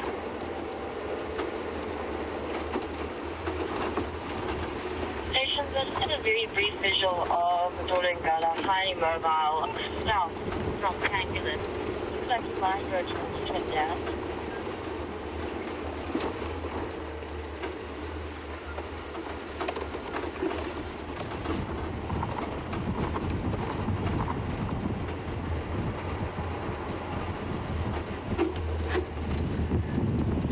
So, we've referred to the Birmingham boys quite often, and Mike in sunny Florida, who does get as hot as what we're experiencing at the moment, would like to know how they got their name. So Mike, quite interestingly, they're from a reserve to the north of us called the Timbavati, and actually most of the farms in this area have very different names to what you will know them as. So, for example, Djuma is actually Western Gowrie, is that name. Oh, elephant. Is the name actually on the map? If you had to those maps, oh, no, they're not very nice. Oh, quickly back to Jamie with the lion. Here we go. We're just going to come around the corner nice and slowly. He's relaxed again, a little bit. I don't know. Very dark mane. I'm going to give him plenty of space. He's got a very dark mane for the Birmingham boys. They seem to be a bit blonder. Who could this be? Could we be looking at one of the Salati males? It's possible. Or it's one of the Birmingham boys. I just didn't... It's been a long time since I've seen them. But I don't remember them having such dark manes. And he's running. No, what's he found? What's he found? He's run forward. He stopped and ducked his head in. I'm just going to get hold of Brent in the Game Drive channel. I think he caught a warthog, or he heard a warthog. I'm not going closer because he's not relaxed. Standing by.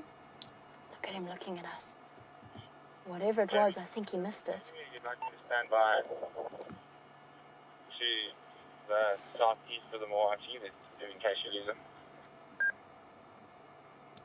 Brent, if you can come along to the junction of Nyala Road, South Battalier area.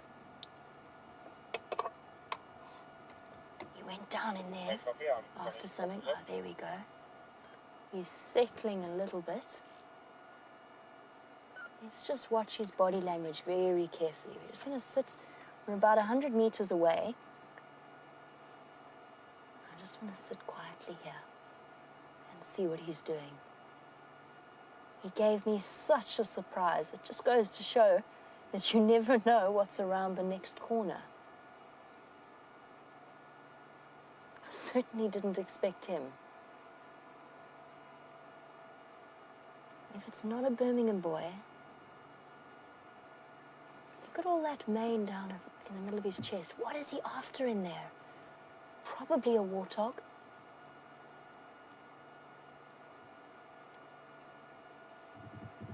He's digging right down. He's not physically digging, but he's trying to stick his head down into a hole.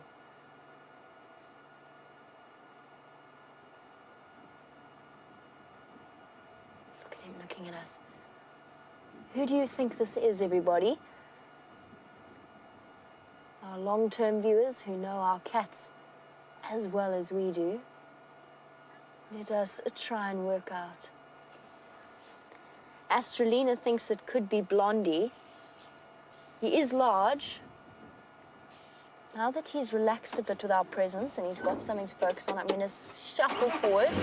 Any sign of distress from him, or just even a backward glance over his shoulder, and I'm going to stop.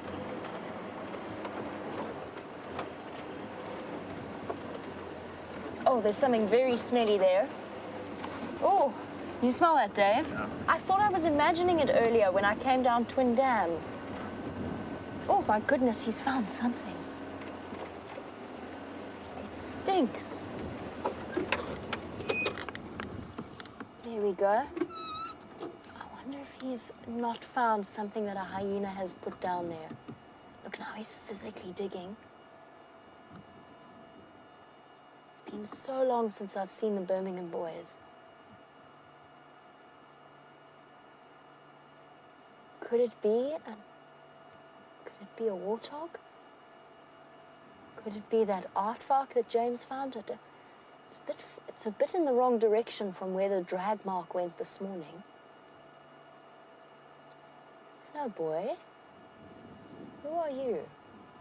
Look at the way he's looking at us.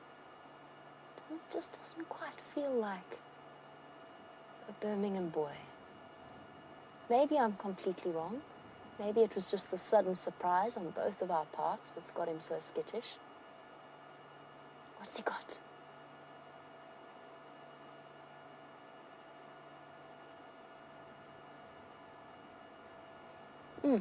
There's definitely something dead down there, and I think he smelt it.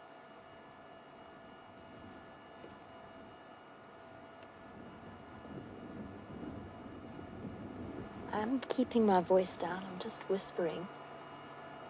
I'm speaking quietly. I don't want to disturb him in any way. Sure. Now that he's been digging, we can smell it really clearly. Whatever it is, he's going to pull something out of there. I think he might have got it already. Look how he's pulling.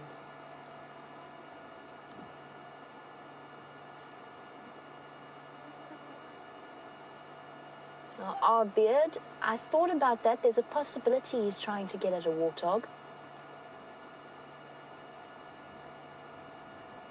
And the thing is, from the smell that's coming from there, whatever he's trying to get at is already dead. Unless there's something else dead around here, of course, which is also a possibility. It could well, our beard, absolutely it could be a warthog. Oh, goodness. But there is something dead around here, and that's what's attracted him. That's why he was on such a mission. The wind was blowing perfectly from where we are now to where we first saw him. He walked in a straight line here. Okay, let's gauge again. Slow creeping movements. Let's see how he looks at us. Slowly, slowly.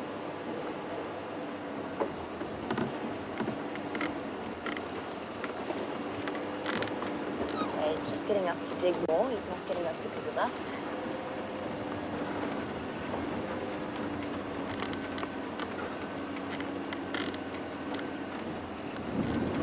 He's a lot more relaxed now.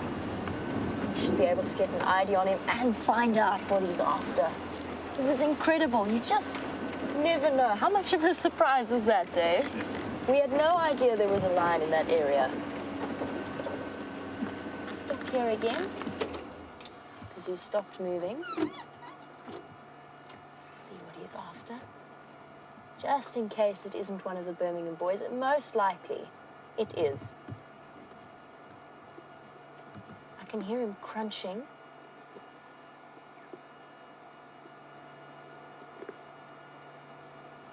His teeth are scraping on something. He's found a carcass of sorts. If it were a live warthog, he'd be pulling, I'm sure he would have pulled it out by now. Or it would be trying to escape more. He's caught it. Oh, no, that's definitely, whatever he's got there is dead.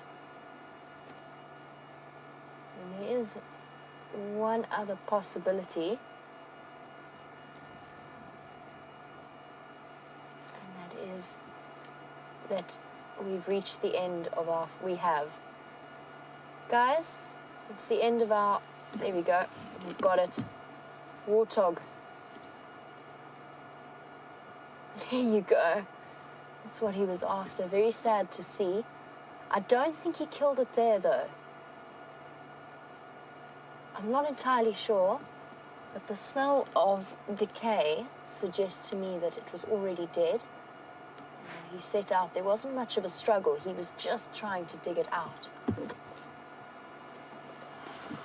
Incredible, the way this afternoon has gone. One more shuffle forward. Let's see how we do. Since he has moved into the bushes.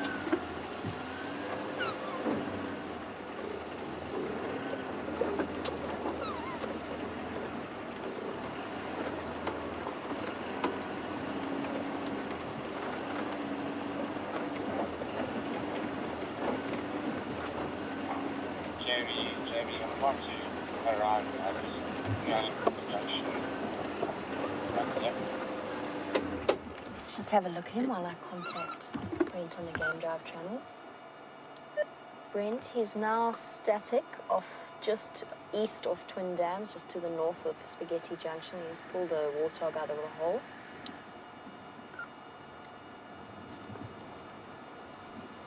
Copy, thanks. Consider best along the road. That's affirmative.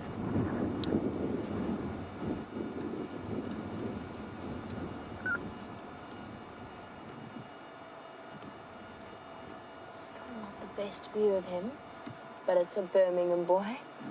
I'm fairly certain it's a Birmingham boy. He was just behaving strangely because of the surprise that occurred when we came around the corner. It's one of those rare things that doesn't often happen out here. If you do occasionally come across an animal, there's Brent, I can hear him. Jamie, I want to join you, it's my basic cease to come down to goodness. That's affirmative, Quibus. You're more than welcome to join us. Thanks a lot, Jamie. Quibus, at the moment, visual's about 2 out of 5. He's a bit skittish, so come slowly when you do.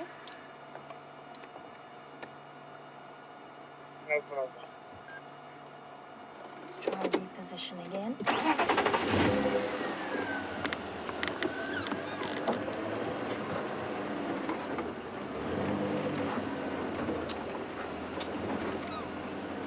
Our beard has got another theory as we sneak up on this lion, and that is maybe it was injured by the lion beforehand and had gone underground and died. It's a possibility. He pounced in there so fast. There we go. That's definitely a Birmingham boy.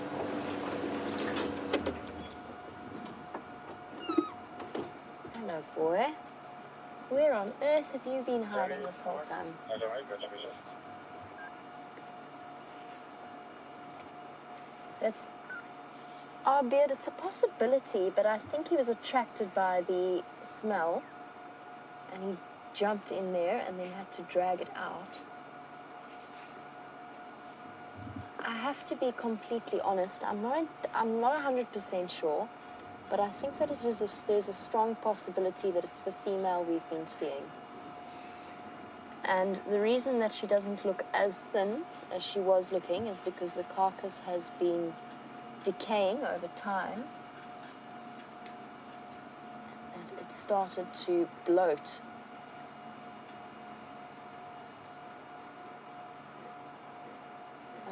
I think a lot of you have come to the same conclusion.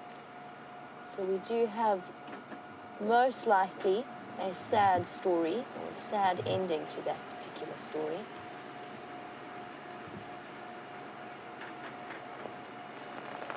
Sure.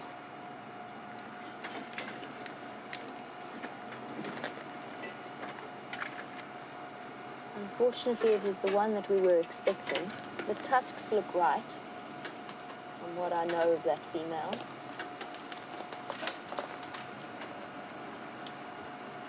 think that it was her. And he was attracted by the smell. I did smell something as we drove up Twin Dams earlier, but it wasn't as pungent as it is now. You can see with him pulling the carcass out, it released it. It started at her head. Very, very sad to see. At least her suffering is now over. I was really holding thumbs for her. I hoped that she would survive.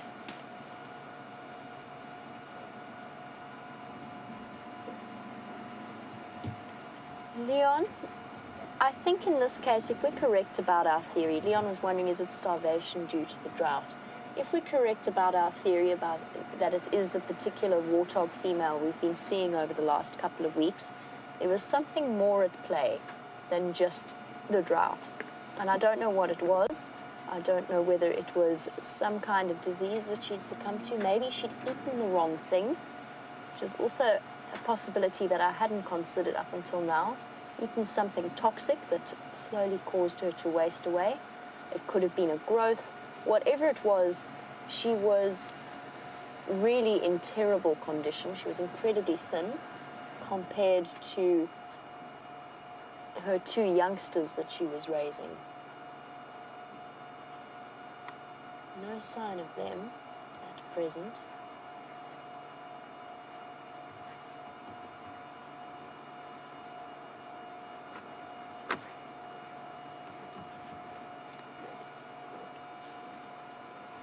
It doesn't look like he's going about this meal with relish.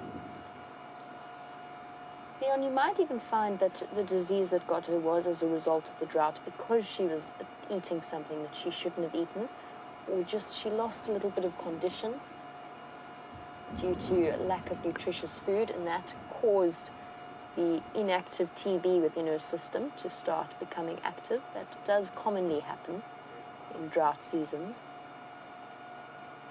Whatever it was, at least her suffering is now done. He's actually pulled her tail off in the process of pulling her out of the hole. And I think that's why he was on such a mission. He wasn't actually really running from us. He was just following a smell that he knew meant food.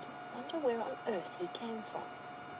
Where has he been hiding? He must be the male that James saw the tracks of this morning on Ballinites. This is definitely... Correct me if I'm wrong, but this is almost certainly a Birmingham. One of the 5 Birmingham males that we discussed earlier. Interesting, if it is Blondie, and I think you are probably correct in that because he's always been the largest of the Birmingham boys. He's starting to develop his mane right down the center of his chest and on his elbows. So much larger than the last time I saw him, which was admittedly months ago. I'm really excited. This is awesome.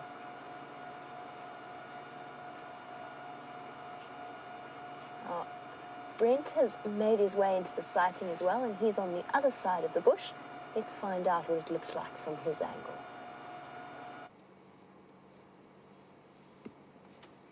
So isn't this incredible? We just thought we might be able to get a slightly different angle from the other side of the thicket. And it almost looks like that warthog meat's a bit green. So maybe a victim of the drought. I'm not sure. I know you guys, while I've been away, have been seeing a very skinny warthog female in this area. So she might have possibly expired in her burrow, and he just sniffed her out. Good afternoon, channels. CP crossing over to Torchwood. Any Juma vehicles out?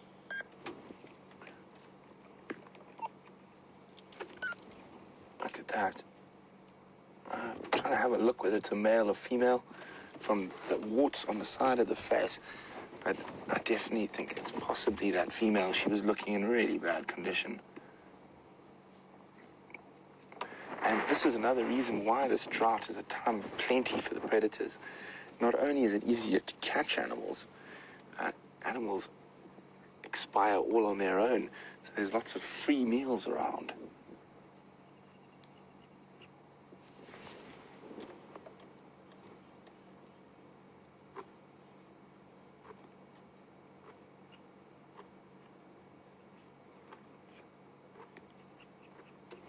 So if you're watching as that male licks away there, Christopher in Arizona is wondering, why do lions lick their prey before eating it? Now, Christopher, the other thing you must remember, if you've got a cat at home, how rough their tongue is. Now, imagine a lion's tongue. If he had to lick human skin constantly for a few or even 3 or 4 times in the same place, he would actually take your skin right off. Now, with a warthog, there's not too much hair, so it's not to do with the hair. So they'll lick that skin and clean it off, and then you can see there now he turns his head. He uses his premolars, which basically work like a big pair of side cutters, to cut through the skin of an animal. And there he's licking where he's already opened up. So it could be the taste, there could be a bit of blood there, could be removing maggots.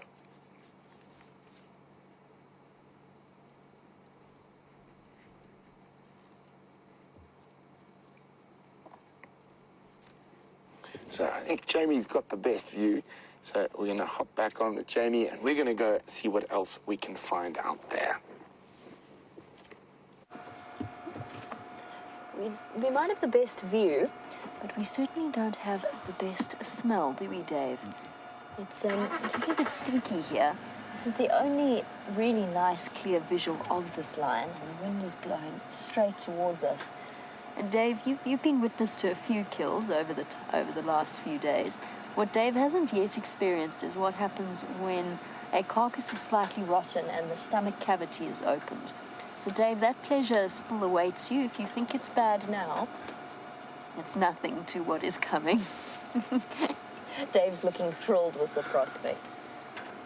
Really, really, I can't believe how things change like this so rapidly. It was just the last thing I expected.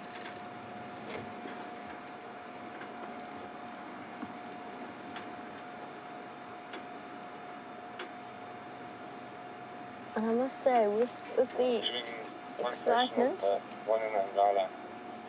of a sighting like this, I'm really quite unhappy that it happened to be this female warthog, and I think it is. I was definitely rooting... Sorry, just Brent talking to me at the same time. Yeah, Brent,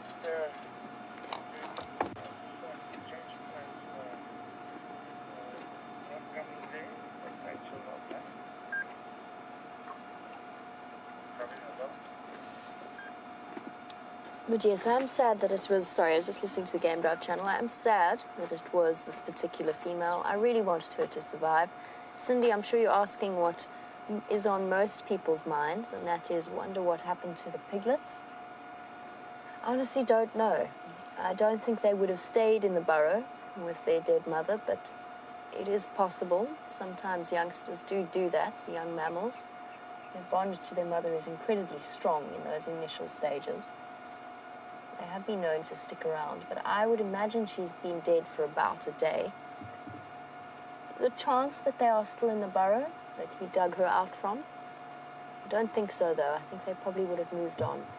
I spoke about this a couple of days ago, and the fact that at least her youngsters are on solid food.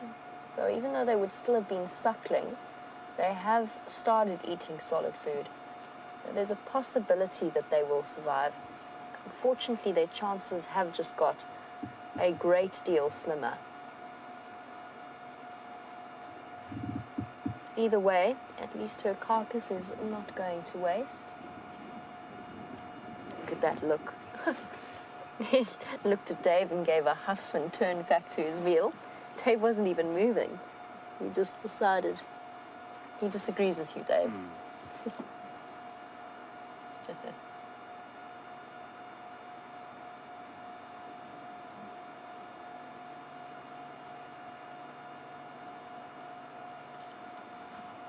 Elaine's got a very interesting question, and that is, if the smell was so strong, why weren't there vultures in the area? And I think maybe another point to that is, why weren't there hyenas in the area? Why haven't the hyenas found it yet? And my answer to you, Elaine, is that it's been, as I said, she's probably been dead about, he gets. Let's go back to him for a second. He's trying to move her around. Going right into the bush. It cannot be comfortable. Where are you dragging her to? You're going to the other side now, to where Brent was. Yes, that's exactly what he's doing. Obviously decided he's uncomfortable. There's twigs all around him, there's sticks all around him, and that he just doesn't really want to. I think he might have just burst the stomach cavity. The nice news for us is that on that side, it's upwind. Let me just immobilize. The question from Elaine about why the vultures haven't found it. Our vultures in this particular area search by sight, not by sense of smell. There are vultures in other parts of the world that locate kills by smell. It's not the case with our vultures. Let's just see if there's a nice way around.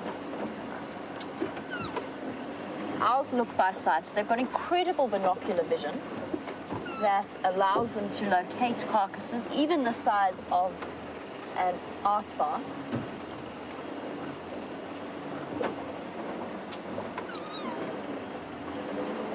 Just see where he's going to go. So they haven't spotted her because she was underground. We are going to have to, we're going to have to go all the way around to get to him. Otherwise, we're just going to disturb him if we go crashing through there, and we'll end up, the only clear path is a little bit too close to him. It gives me a chance to answer Elaine's question properly. So the vultures won't have been able to see him, since our vultures are attracted by sight and want. As soon as one vulture spots something and starts to descend, the other vultures thermaling are also keeping an eye not just on the ground, but at what other vultures are doing. And as soon as they spot that, they start to duck down. There's also, a lot of vultures are attracted by the presence of other birds of prey, like tawny eagles and battaliers, that scour on a much lower level, and so are often the first to spot a carcass. And when vultures see them, they'll go and investigate whatever it is they've happened to spot. Find a nice clear way in here. I think that the hyenas haven't found him because it's been so hot. Haven't found her is because it's been so hot. She's been rotting. That's why the smell is as strong as it is. Squeeze in here. But the hyenas haven't been active. They've been too hot. They've been lying up in pans and puddles or at the den site or somewhere in the shade. And they haven't actually been actively searching. Now, they probably would have got here at some point tonight and dug the warthog up. Okay. He's found a much nicer place to start feeding on his rather grisly meal. I think he was just uncomfortable there. There were twigs poking him where he was lying.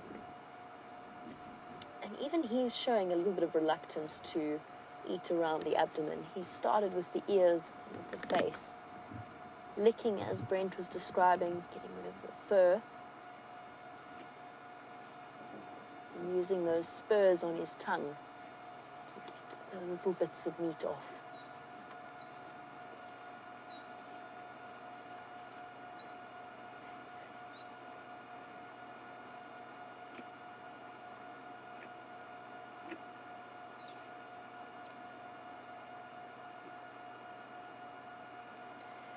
I know that I actually should have addressed this earlier.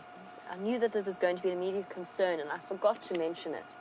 So if the warthog was ill, a lot of you, Wendy included, but many of you are worried about the lion then eating her and catching whatever it is she had. And there's a couple of things to mention here. First of all, a lot of the animals here are carriers of TB, but they are almost in essence immune to it, if that is what actually killed her in the end. So he might be carrying it, but it is an inactive form. So unless he loses condition, at which point the TB might kick in anyway, he's not going to catch any disease that he wouldn't already possibly have.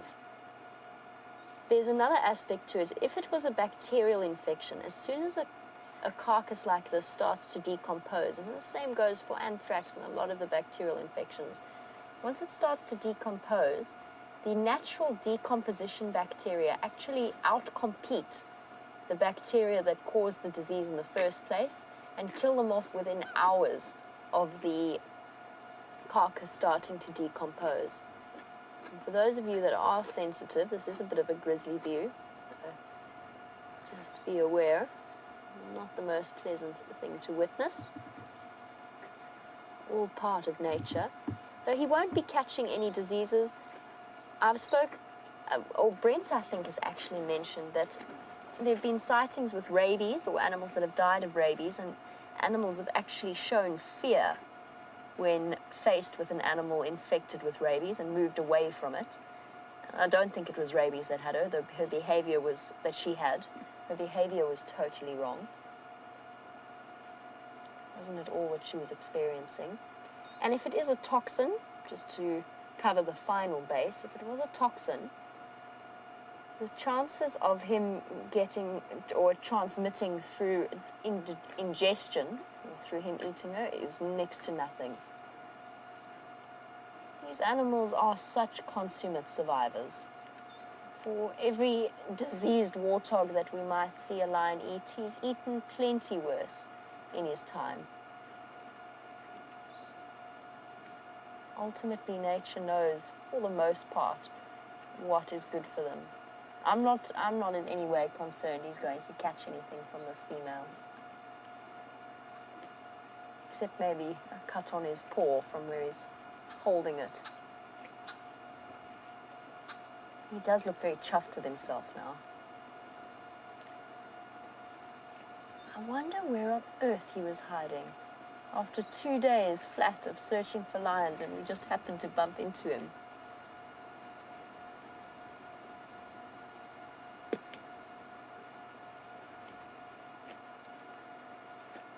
The other 3 Birmingham boys that we know of are on First Rock on Torchwood, which is to our eastern boundary. Steph, who's watching Belgium, was wondering how far away they actually are. The answer is, I've been to First Rock once or twice before. I'm going to give you a rough estimate of about 3 or so odd kilometers. So just under 1.5 miles, for those of you who work in imperial systems. As for where the 5th Birmingham boy is, I don't have an answer to that. I'm not entirely sure. I don't think he's been reported by any of the other guides in the area, which is not that uncommon for male lions that have established themselves a territory. They often go off in their separate ways and then return to each other. They'll go and patrol on their own. Maybe even, it could even be that the other male is mating with the impuhumas wherever they happen to be hiding. James did find tracks of a male and a female this morning. And that is also a possibility. You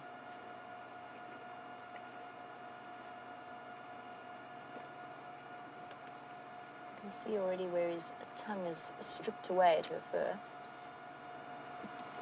I wonder if she didn't have some form of growth. That's also a possibility.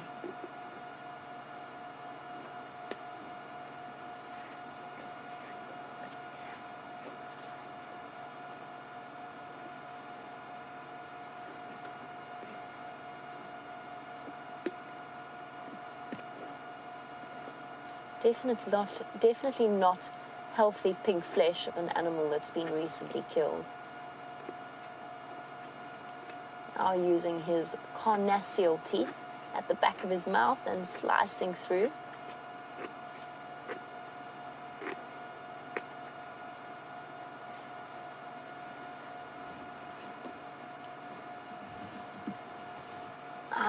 It's a little bit too early, I think, to be seeing any maggots at this distance. But Lael was wondering how fast maggots will appear on a carcass after death.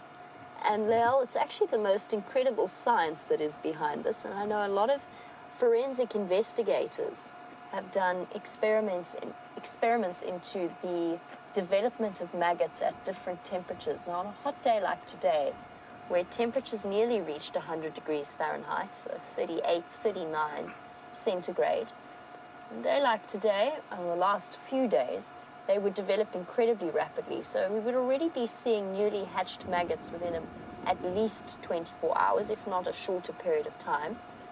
They'd be very, very tiny. And the rate that they grow at is then also determined by temperature.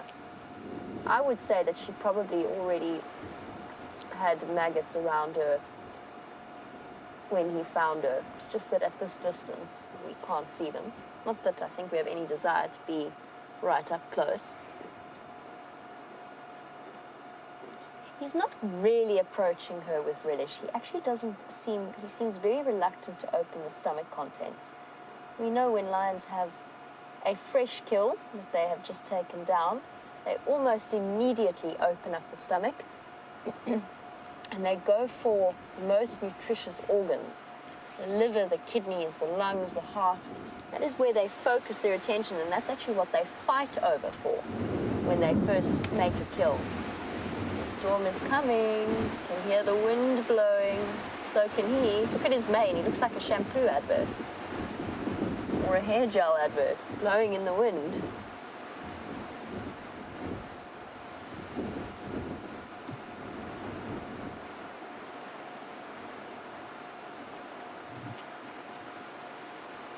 Well, I'm thrilled to hear that. I didn't get to my Women's Day tribute at the hyena's den, but for Linda, this was the animal that she wanted to see. Now, Linda, it's an absolute pleasure. I'm glad that we could provide it. We did ask viewers which particular animals they wanted to see while we were on International Women's Day, or special wish lists, and I have to be honest, Linda, if you'd mentioned that to me, or if that had come through to me at the beginning of the drive, I might have said, well, Linda, I'm going to try incredibly hard, but I'm not sure. I don't know if there are any of them on the property. He just appeared out of nowhere. He really did. Just goes to show that even on the hottest day, when most of the time lions are sleeping, if they want to move, they will move. They don't always do what the textbooks predict that they will do. And moving through at the time of day that he did, generally the Birmingham boys have shown themselves to be, I wouldn't say not lazy individuals. Oh, he's up again. Looking for leverage. Generally they've shown a reluctance at night to stir themselves before the later hours. They don't seem to enjoy it. Most lions don't enjoy the heat. But I think he's quite hungry. It's a fairly empty belly. Not starving, fairly peckish. Not peckish enough, however, to go about eating this warthog carcass with relish. I wouldn't even be surprised if he actually leaves her. Let's see. What's that, boys? It's not quite to your tastes.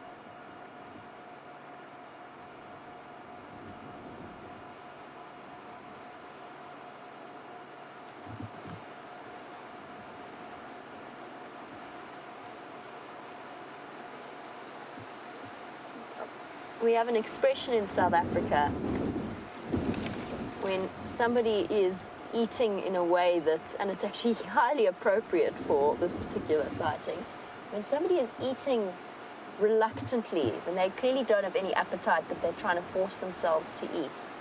In Afrikaans you say, "Sy eet met lang tande," which means they're eating with long, or she's eating, or he's eating with long teeth. In this case, a perfectly apt description, since he certainly has longer teeth than any people I know. Very appropriate.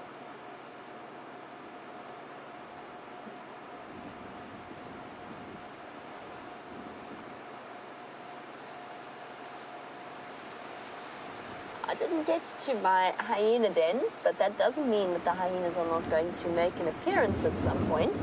They will be attracted to the smell, and with the wind blowing in the way that it is, carry it far and wide and alert them.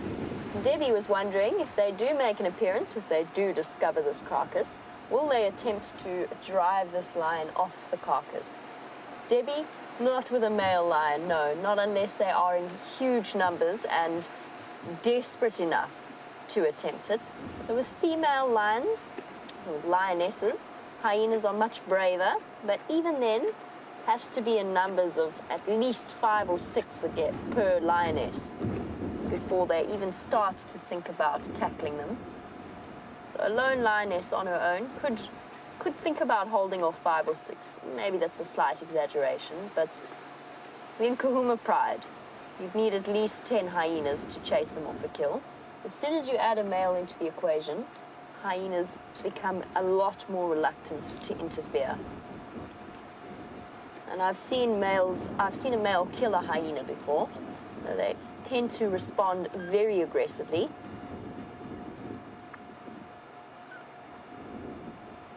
And they're just much larger.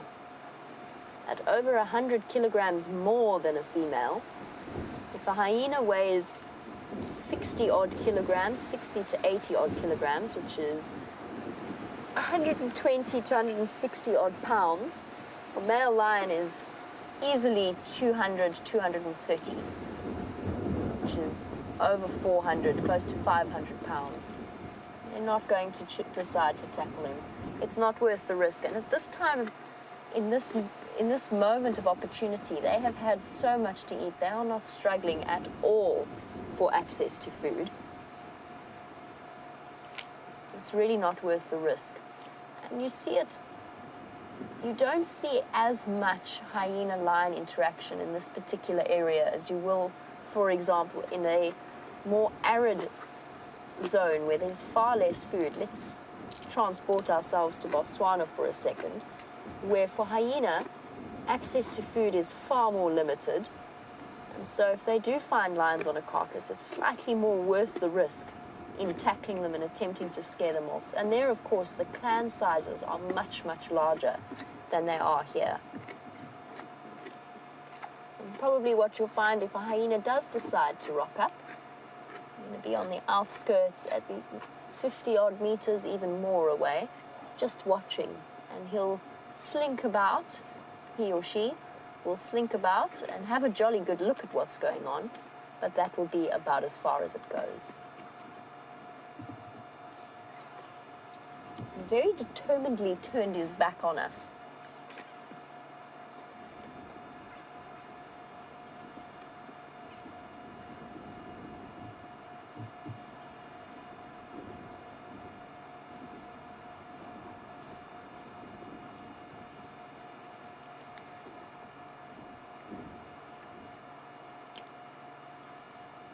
And I think that so far, Gracie's come up with the best explanation as to the death of our warthog.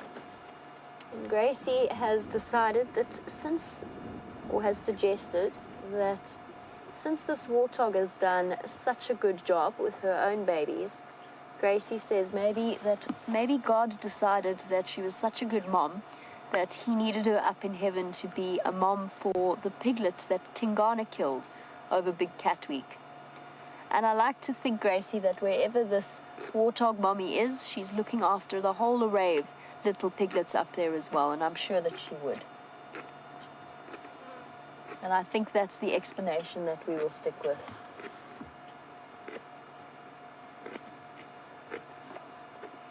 But at least her death is not wasted, because the lion gets to have a meal.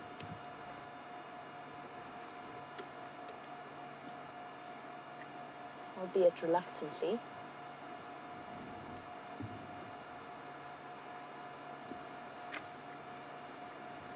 Such a surprise. I still can't get over the surprise.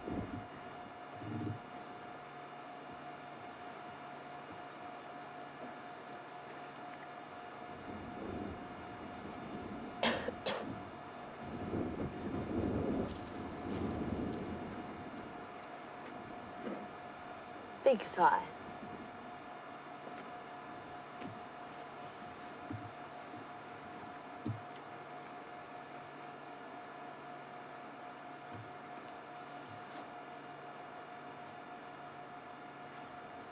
I've mentioned that I've noticed, for me, having not seen this particular lion in a while, the amount of growth that he has experienced is much more than I expected. He's got his mane is starting to extend all the way down his back. He no longer has that teenage look.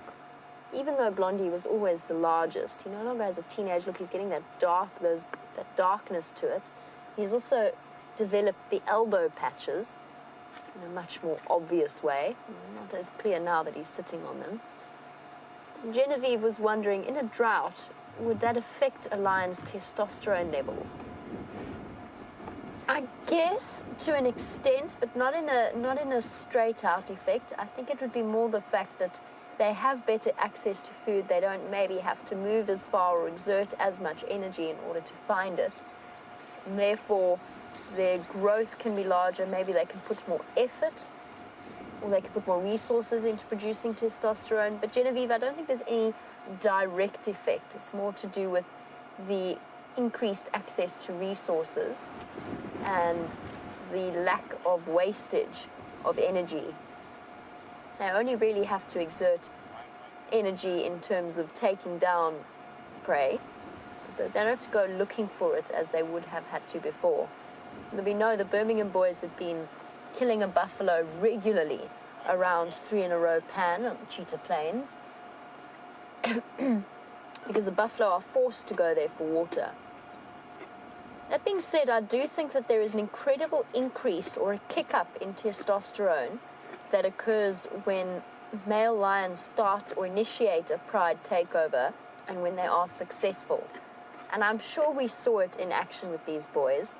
It just, the accelerated rate of their growth and maturity seemed to me that there must be some kind of increase of testosterone when something like that occurred. And there was also their increased levels of aggression as a result. The death of the Nkahuma lioness being a good example of that, where they are so caught up in the process of the takeover when they were trying to chase away the Matimbas from this area and push their way in, that they ended up with a misplaced aggression aimed at her. And it took a long time for the Nkahuma females to get to the point where they were safely mating in a semi-peaceful situation with the Birmingham boys. It's an interesting one. There's definitely a peak in testosterone. I think there's an increase in testosterone when a pride takeover like that happens. As for the drought scenario, I don't think as much. It's just more increased growth. I am impressed, though, by the amount of growing that he's done. The Birmingham boys have always been fairly large boys. There he's up again. He's managed to open up in the neck. I'm so grateful for the position that we are currently sitting in. Thank you, mister, for moving the warthog. I wondered if he wouldn't leave it.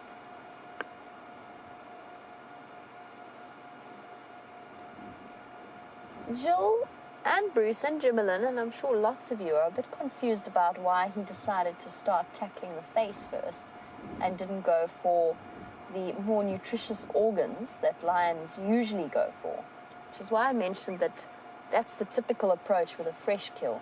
I don't think he wants to open up the stomach contents. I don't know that he thinks it's worth it. And in fact, it looks as though he's on his way. He's just decided that that's not really the meal he wants. He's not starving hungry. Sorry, move my head. He's not starving hungry. And I think that he doesn't want to open up that cavity, release the smell, and it will be putrid in there. It's just as the result of the putrefaction that's been happening.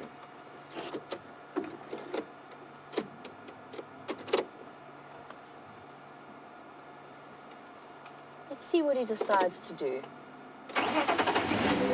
He's been very restless. I did suggest that there was a chance he was going to leave the carcass.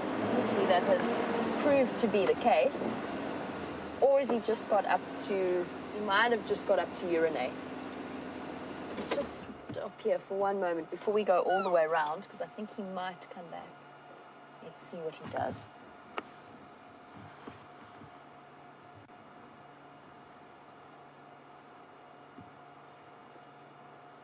wait to see what he decides to do. Let's jump over to Brent and find out what he's been up to.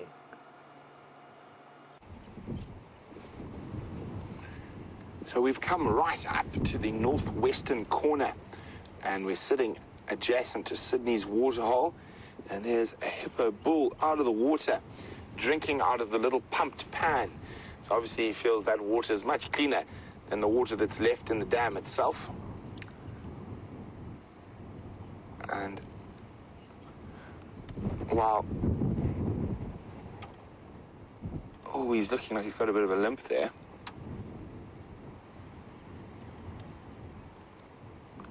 It looks like he might come closer to us.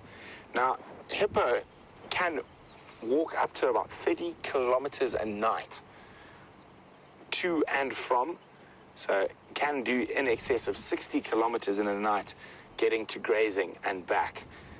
And of course, any of the ones that are injured or old, this takes a very heavy toll on. Such as this gentleman. And a very interesting thing, so while I was driving out of Jeandre, I was actually able to go right up to Sydney's, and we can confirm there are 2 crocodiles in there now. So I know James thought they might have seen one. When we were there, we actually got a really nice close view of the crocodiles in Sydney's waterhole, feeding on catfish. Try and move a little bit.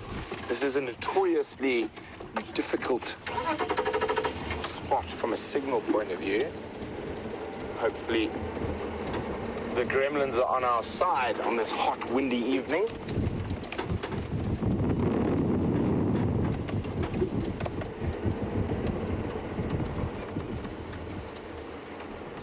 Oh, I don't think he's going to walk out of fame almost immediately.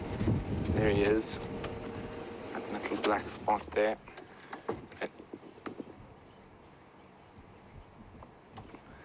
So,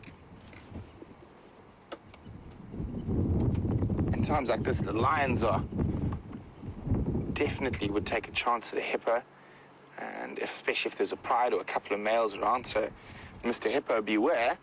Speaking of lions, let's go see what that big boy is up to with Jamie.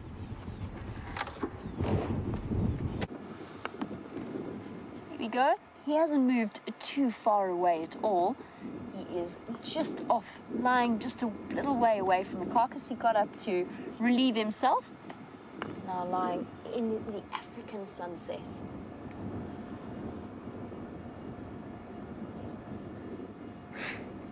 Bless you, boy. Just had a sneeze. Maybe a bit of warthog fur up the nose. All of that licking he's doing is just cleaning himself after his meal.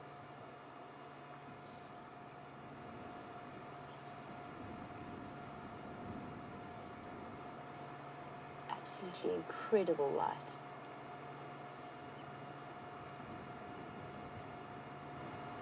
Now, just like your domestic cats at home, lions get fur balls with the best of them. In fact, given the amount of fur that they lick, and they have to lick,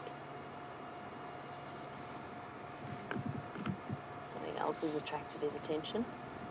And the incredible efficiency of those spurs on his tongue. They do consume a great deal of hair, and they very often cough up hairballs. This is a very important part of the rituals, particularly the cleaning of the paws, just to make sure that there's no infection, but also to keep the claw sheaths clean and free from any muck that might prevent the claws from coming out.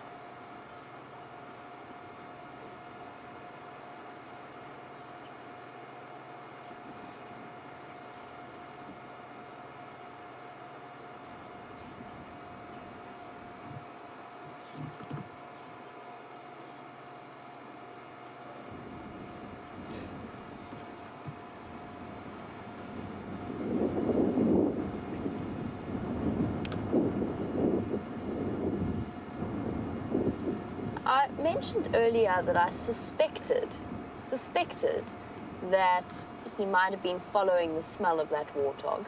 And Sibu Sisu, the black mama from Hammanskraal, What has he spotted? He's seen something. Sorry, Sibusisi, we'll be with you now. I'm not going to move yet in case he wants to go hunting. Just keep an eye on him. I'm trying to look behind the bushes. It's a very alert posture. Head up. At the moment, he's trying to work out what's there himself. He's heard something, or he's seen something. He's just assessing it.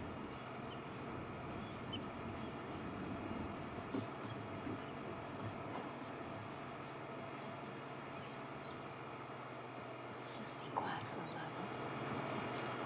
He's going to investigate.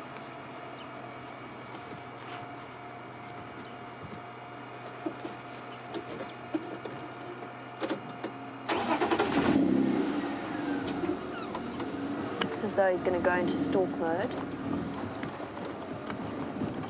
Oh, it's the lionesses.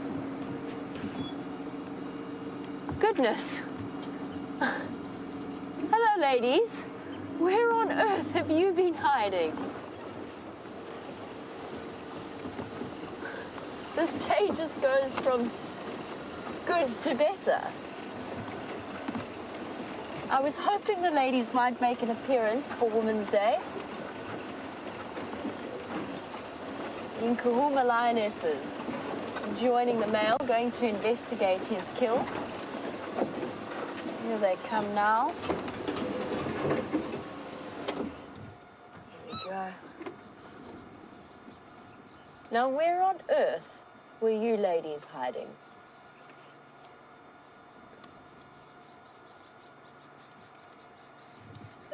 Stations, this Madura Ngala has just been joined by the Nkuhumas.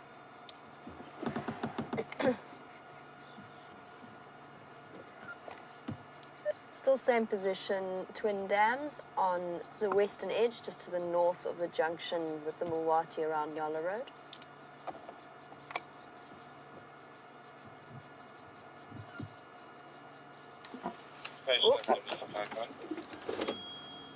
There's a bit of a rope there over the carcass. Let's go forward a little bit.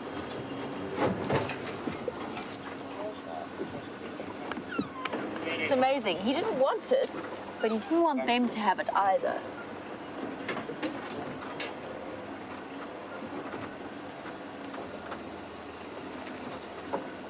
There it is.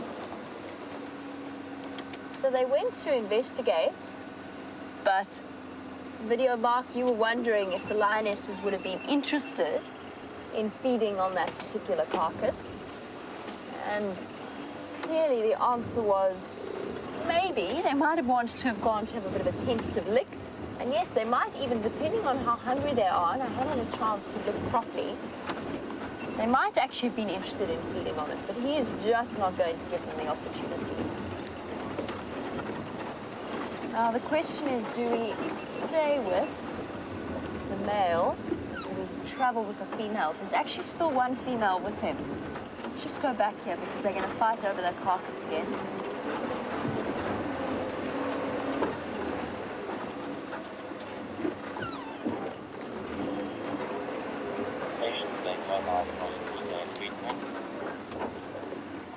She's investigating now herself.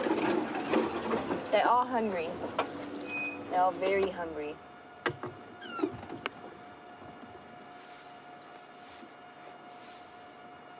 can see that flap of skin that starts to become visible between the hind legs and a hungry lioness. And she is a hungry girl. He's not going to let her anywhere near it. She's investigating the source of the smell to see if there's any more that she can get to.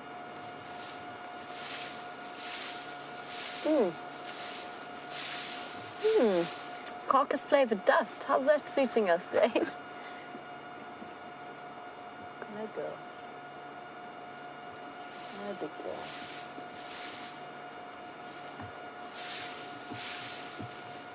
One of those interesting things about male lions They might not want to eat anymore, but they don't want anyone else to have it either. The dust clouds billowing. Mmm. Tasty.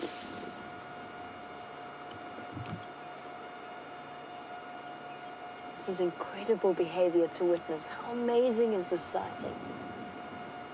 Digging lines, warthog kill.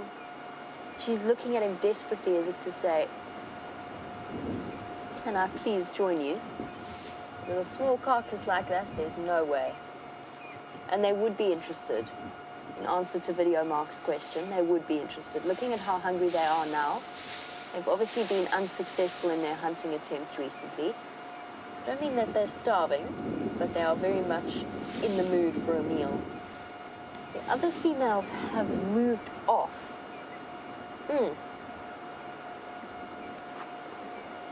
Thank you, girl. I needed that face full of carcass dust. He's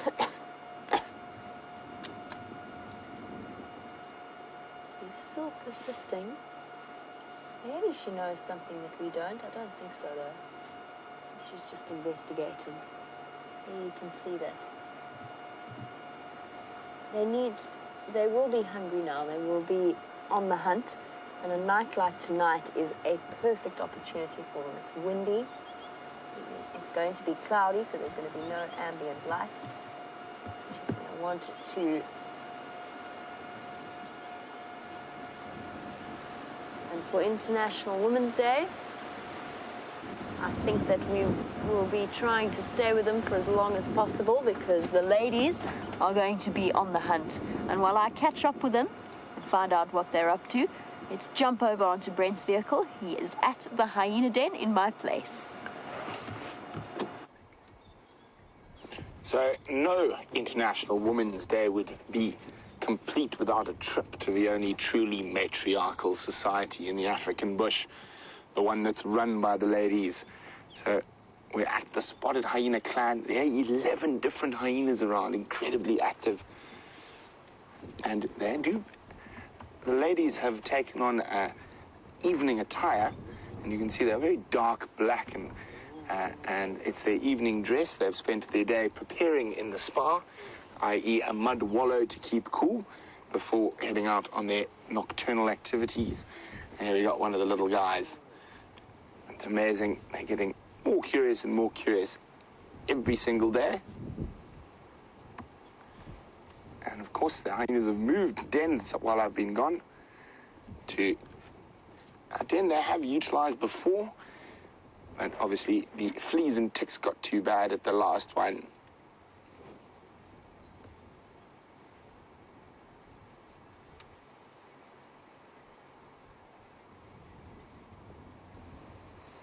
So the light is disappearing really, really quickly, but we have this wonderfully strong breezy wind.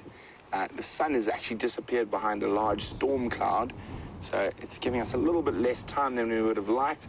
Of course, our cameras make it look a lot lighter than it really is. But let's have one last little look at these little guys. And I've just heard over the radio in my ear that Jamie is quite convinced that the lionesses look hungry and are going to hunt. And in this really bustling wind, I think it's a good chance.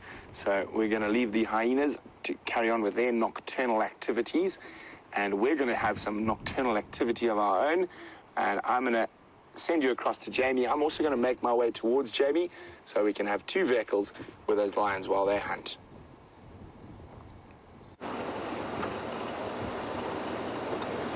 At the moment, they're coming for a drink. I know that I've said to Brent that there's the possibility of them coming to hunt.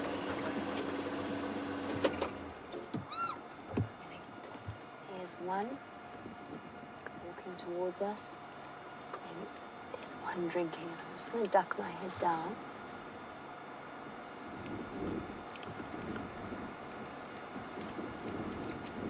This has been an incredible sighting. I'm just going to rest my spotlight on the door so that we don't get the shakes coming through. Look at the reflections of the water. So beautiful. On International Women's Day, 1, 2, 3, 4 of them. So I think that our theories are correct. I think that one of them is mating with a Birmingham boy, and that is where the other Birmingham male is. And that's why our gentleman is all on his own, because not everybody gets to have a chance. How amazing is this?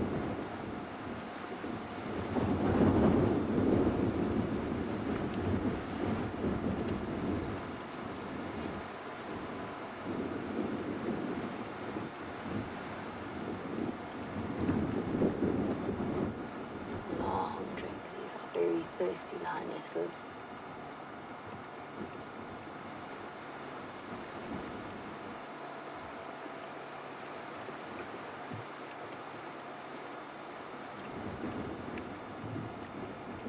I suspect, given how hungry they look, I strongly suspect that tonight is going to be a hunting night, and that they're going to be up and about from now. I think we'll stay with them for as long as possible, depending on where they decide to go. To see 4 fearsome female hunters is a really nice end to International Women's Day. Especially given that most of us know the backstory to this pride and all that they've been through over the last few months.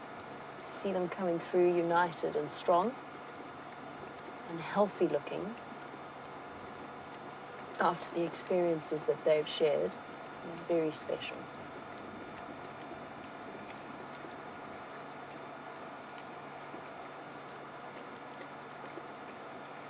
Annie, I hope you're still watching, and you were asking about female animals with male traits, and it's difficult in terms of listing male traits, but lionesses are famed for their hunting ability. And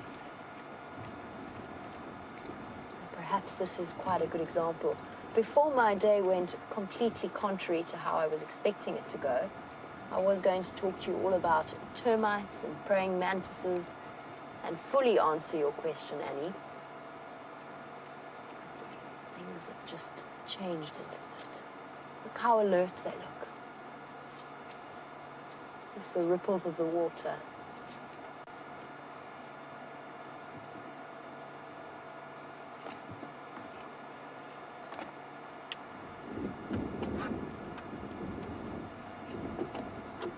I don't think she's quite done yet, but everybody's left the party, so she's going to have to be. Right. I'm just going to change the angle of my side lights, and let's go on the hunt with the ladies. Oh. When we do follow animals like this on a hunt at night, if we see at any point that they've spotted, or if we spot a potential prey animal, we immediately switch off all of our lights. And the reason we do that is because, first of all, the spotlights, if left on a general game animal, will actually detract or take away from their night vision.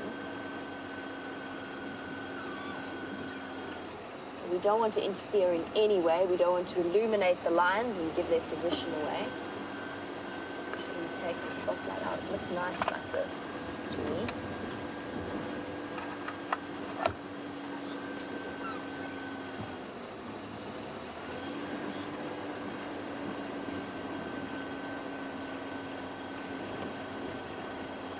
Now, this is the stride I was talking about when I speak about when their tracks register. That's the exact speed I meant. Here we go. I was really hoping that they weren't going to go in this way. We'll try and stay with them as long as possible. I just want to get a whole update with the guys on the Game Drive channel. Stations is for Mafazi and Gala are now mobile northwest along Twin Dams. I've left the Nona Ngala still same position with his bumper.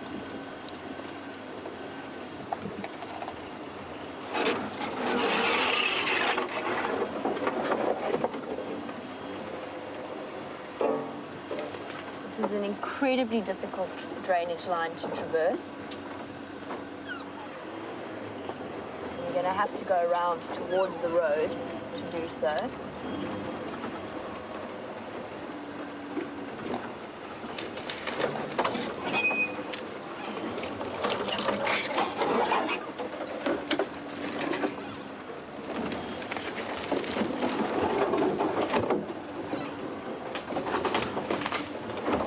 Really interesting update from our much beloved Steph.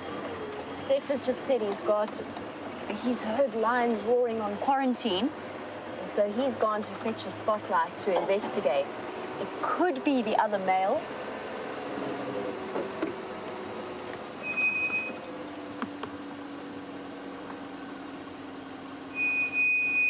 James Jeandre has also sent a tweet with that information.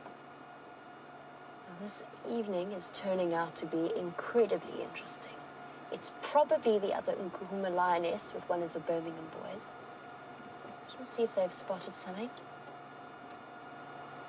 She's listening.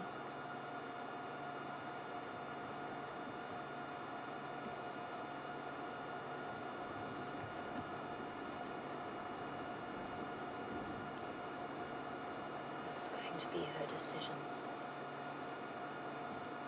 I think probably what will happen is that Brent will go and investigate. Steph. When Brent can go and sit with those lions, we can stay with our ladies. It's quarantine, to be completely honest. I'm going to go and meet up with that other lioness. They're hearing things that we can't hear at our distance. Okay, the sub-adult, I can see her second from the front there as we move along. She's looking very... She's a hungry girl.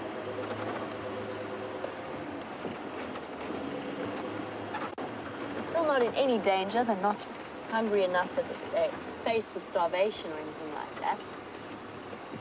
Just they needed a good meal. And as soon as I can, I'll try and leap ahead of them. Although this is a pretty spectacular view. What an awesome way for the day to have gone. When he went to investigate something, the last thing I expected was to see 4 lionesses just popping up out of nowhere. This is one of the aspects that I absolutely love about the bush. So unpredictable. She's quite close there.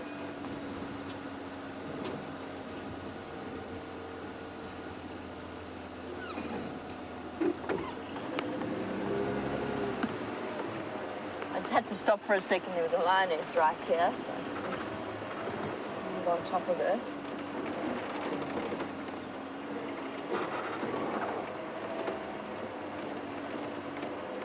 I wish I could get into their minds for a moment and discover exactly where they've been hiding for the last few days, since they left Buffelshoek Dam with James. Where have you been, ladies?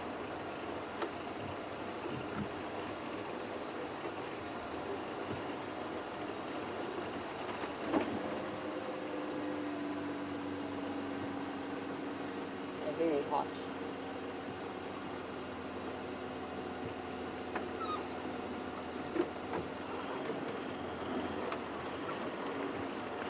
Laura, I had to make a decision there. Laura was wondering where the male has gone. He might be behind me, he might be following behind me, he might be making his way straight towards quarantine. But I had to decide who I wanted to stay with. And in that moment I decided I wanted to stay with the females, because they are looking as though they might be on the hunt. So I left him with the warthog. Standing by. Brent's just... Negative. Steph's just heard animals vocalizing on quarantine.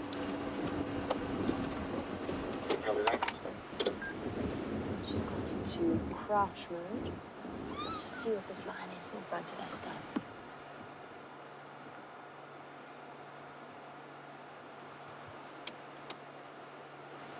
sorry to take your lights away. They've spotted something and they're going to hunt it. Completely frozen in time.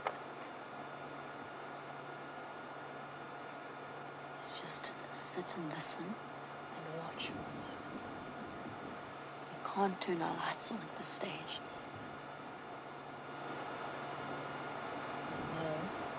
We'll hear as soon as something happens, or if the lioness that I can still see in front of me, if she decides to carry on walking.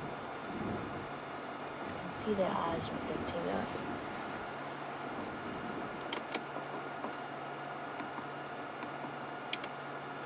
I don't think that they've been successful.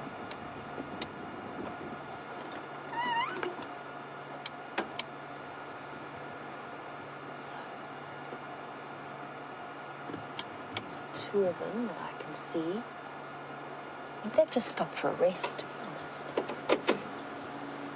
Yeah, there's a little bit of affection there. They don't do head rubbing when they're hunting something.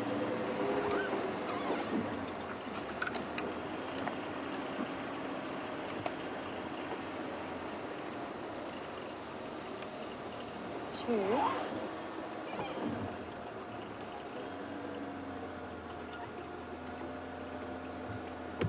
Not the direction I expected them to go in. It does take us right into the Mulwati drainage line. It's a little tricky for us to follow. They might just be cutting the corner of the road, and I don't want to risk it by going around and losing them.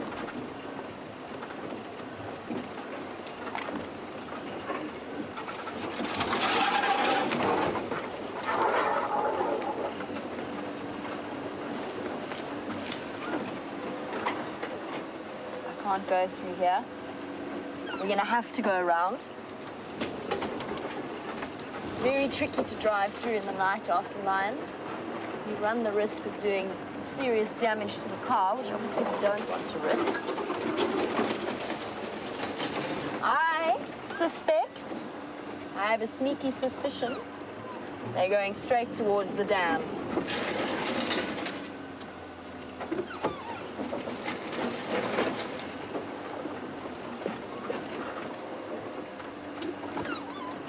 Wonder why that could be. Whoops. Stump.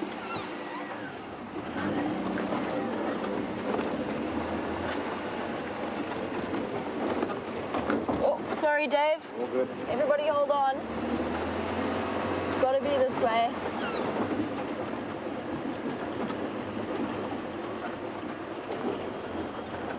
There's no way we could be able to bash our way through.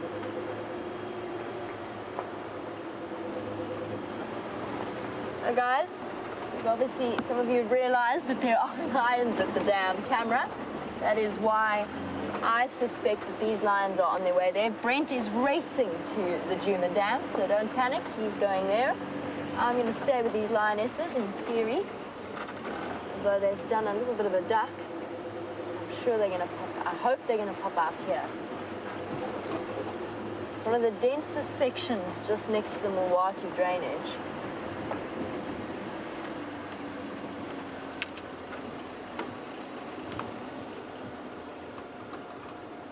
Calculations are correct.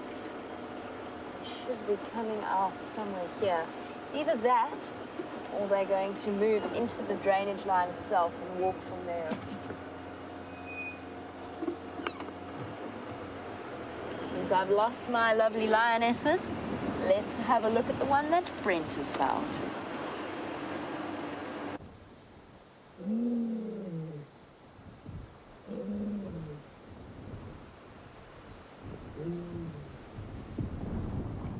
So, this is the lion that James and Steph heard roaring around the bush dinner site. She's looking for the other girls. Oh, hungry. But with this wind, the way she's calling, the sound's being taken away from the other lionesses who are downwind, and we've got a strong wind.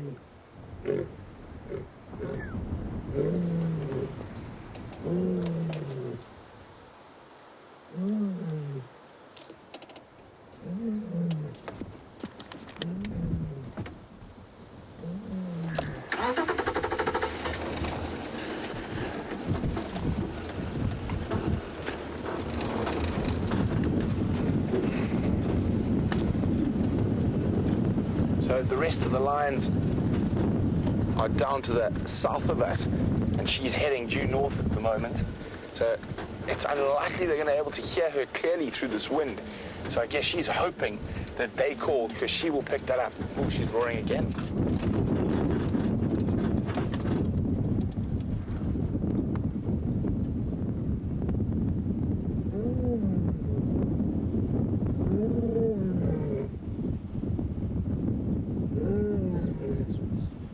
That's the right way, madam.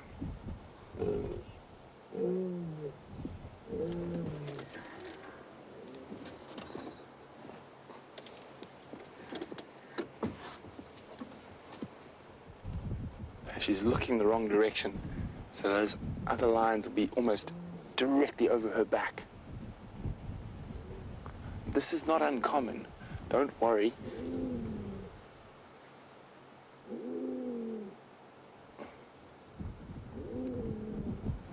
Yeah, quite soft roaring. I'm just going to move around quickly. Oh, wait. So we can try get downwind of her and get the full experience of that roar.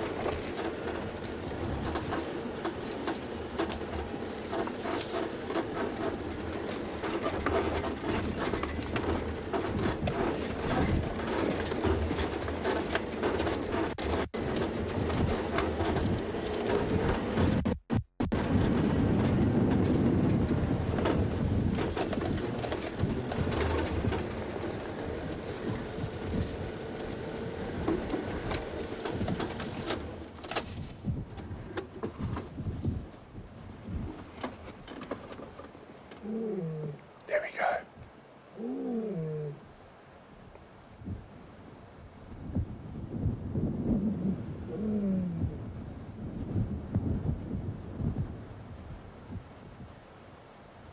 It looks like the amber-eyed lioness.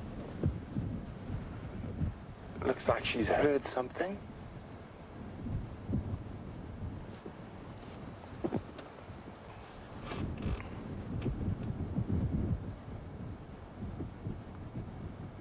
So what probably happened is they might have been separated in a hunt. This does happen from time to time, especially with an unsuccessful hunt.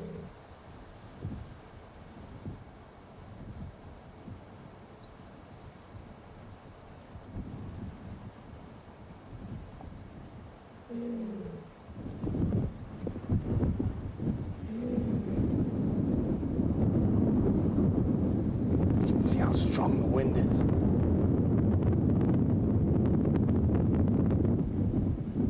See, it's still really hot, even though it's dark. You can see that heavy panting.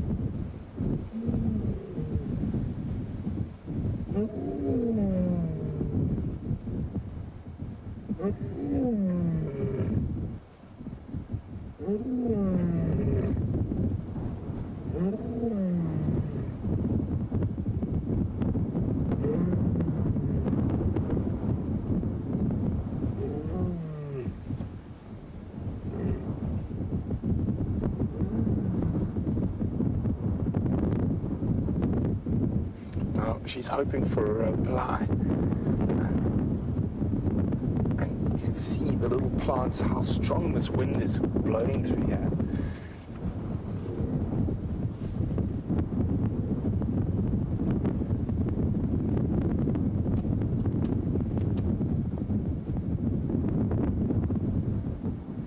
Now, don't get too worried. She will almost certainly find the rest of the pride during the night, or if not, during the next few nights. And as I said, not that uncommon that lions get separated from their pride. Various different reasons, sometimes because they're in estrus and they want to mate, or during an unsuccessful hunt.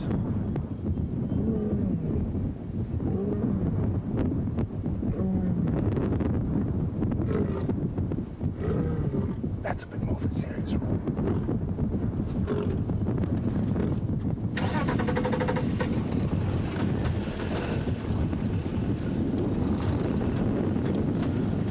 Awesome, and hopefully she does meet up with the rest of the pride.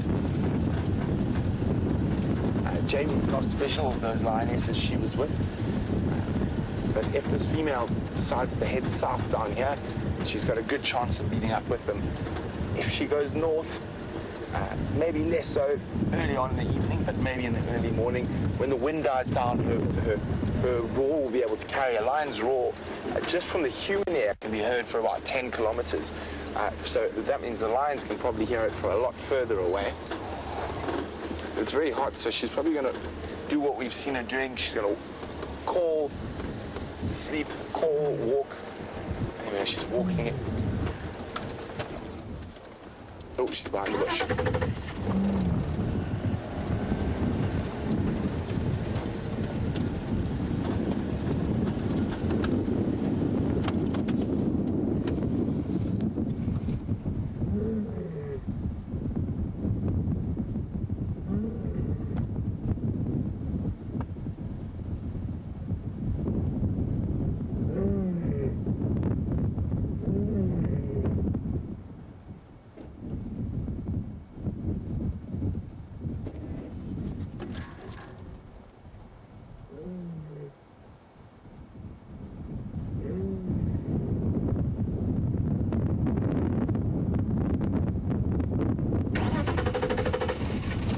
So what's amazing is Jamie's not very far from here, and she can't hear that because of the wind.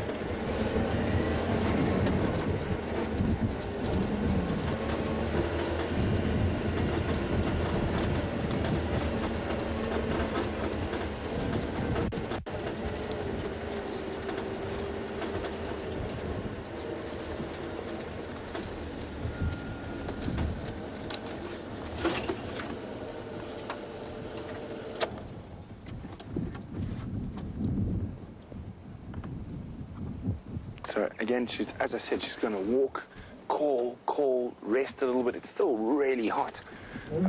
Oh, here we go. We're really close. Hopefully she gives us a good big roar.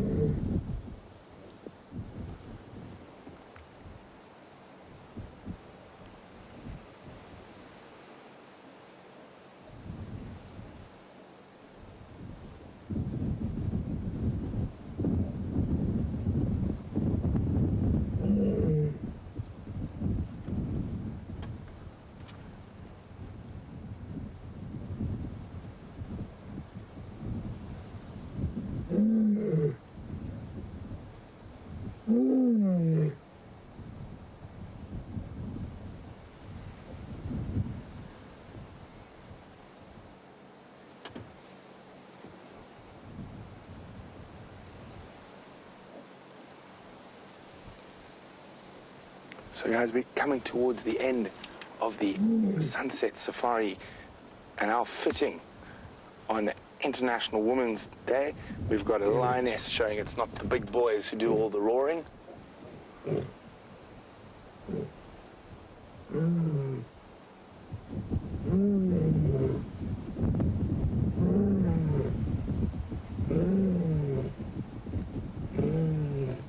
So we're going to let her meander off into the dark, calling for the rest of her pride. Hopefully for her, the wind dies down. And, of course, we don't want to keep following her. Obviously, the vehicle noise will have a little bit of effect. But we're going to let her move off. Can just make her out in the distance. But I really hope all the women out there had an absolutely amazing Women's Day. And as I said, great to have a lioness showing us it's not only the big boys who do the roaring. So don't forget to join us for the sunrise safari.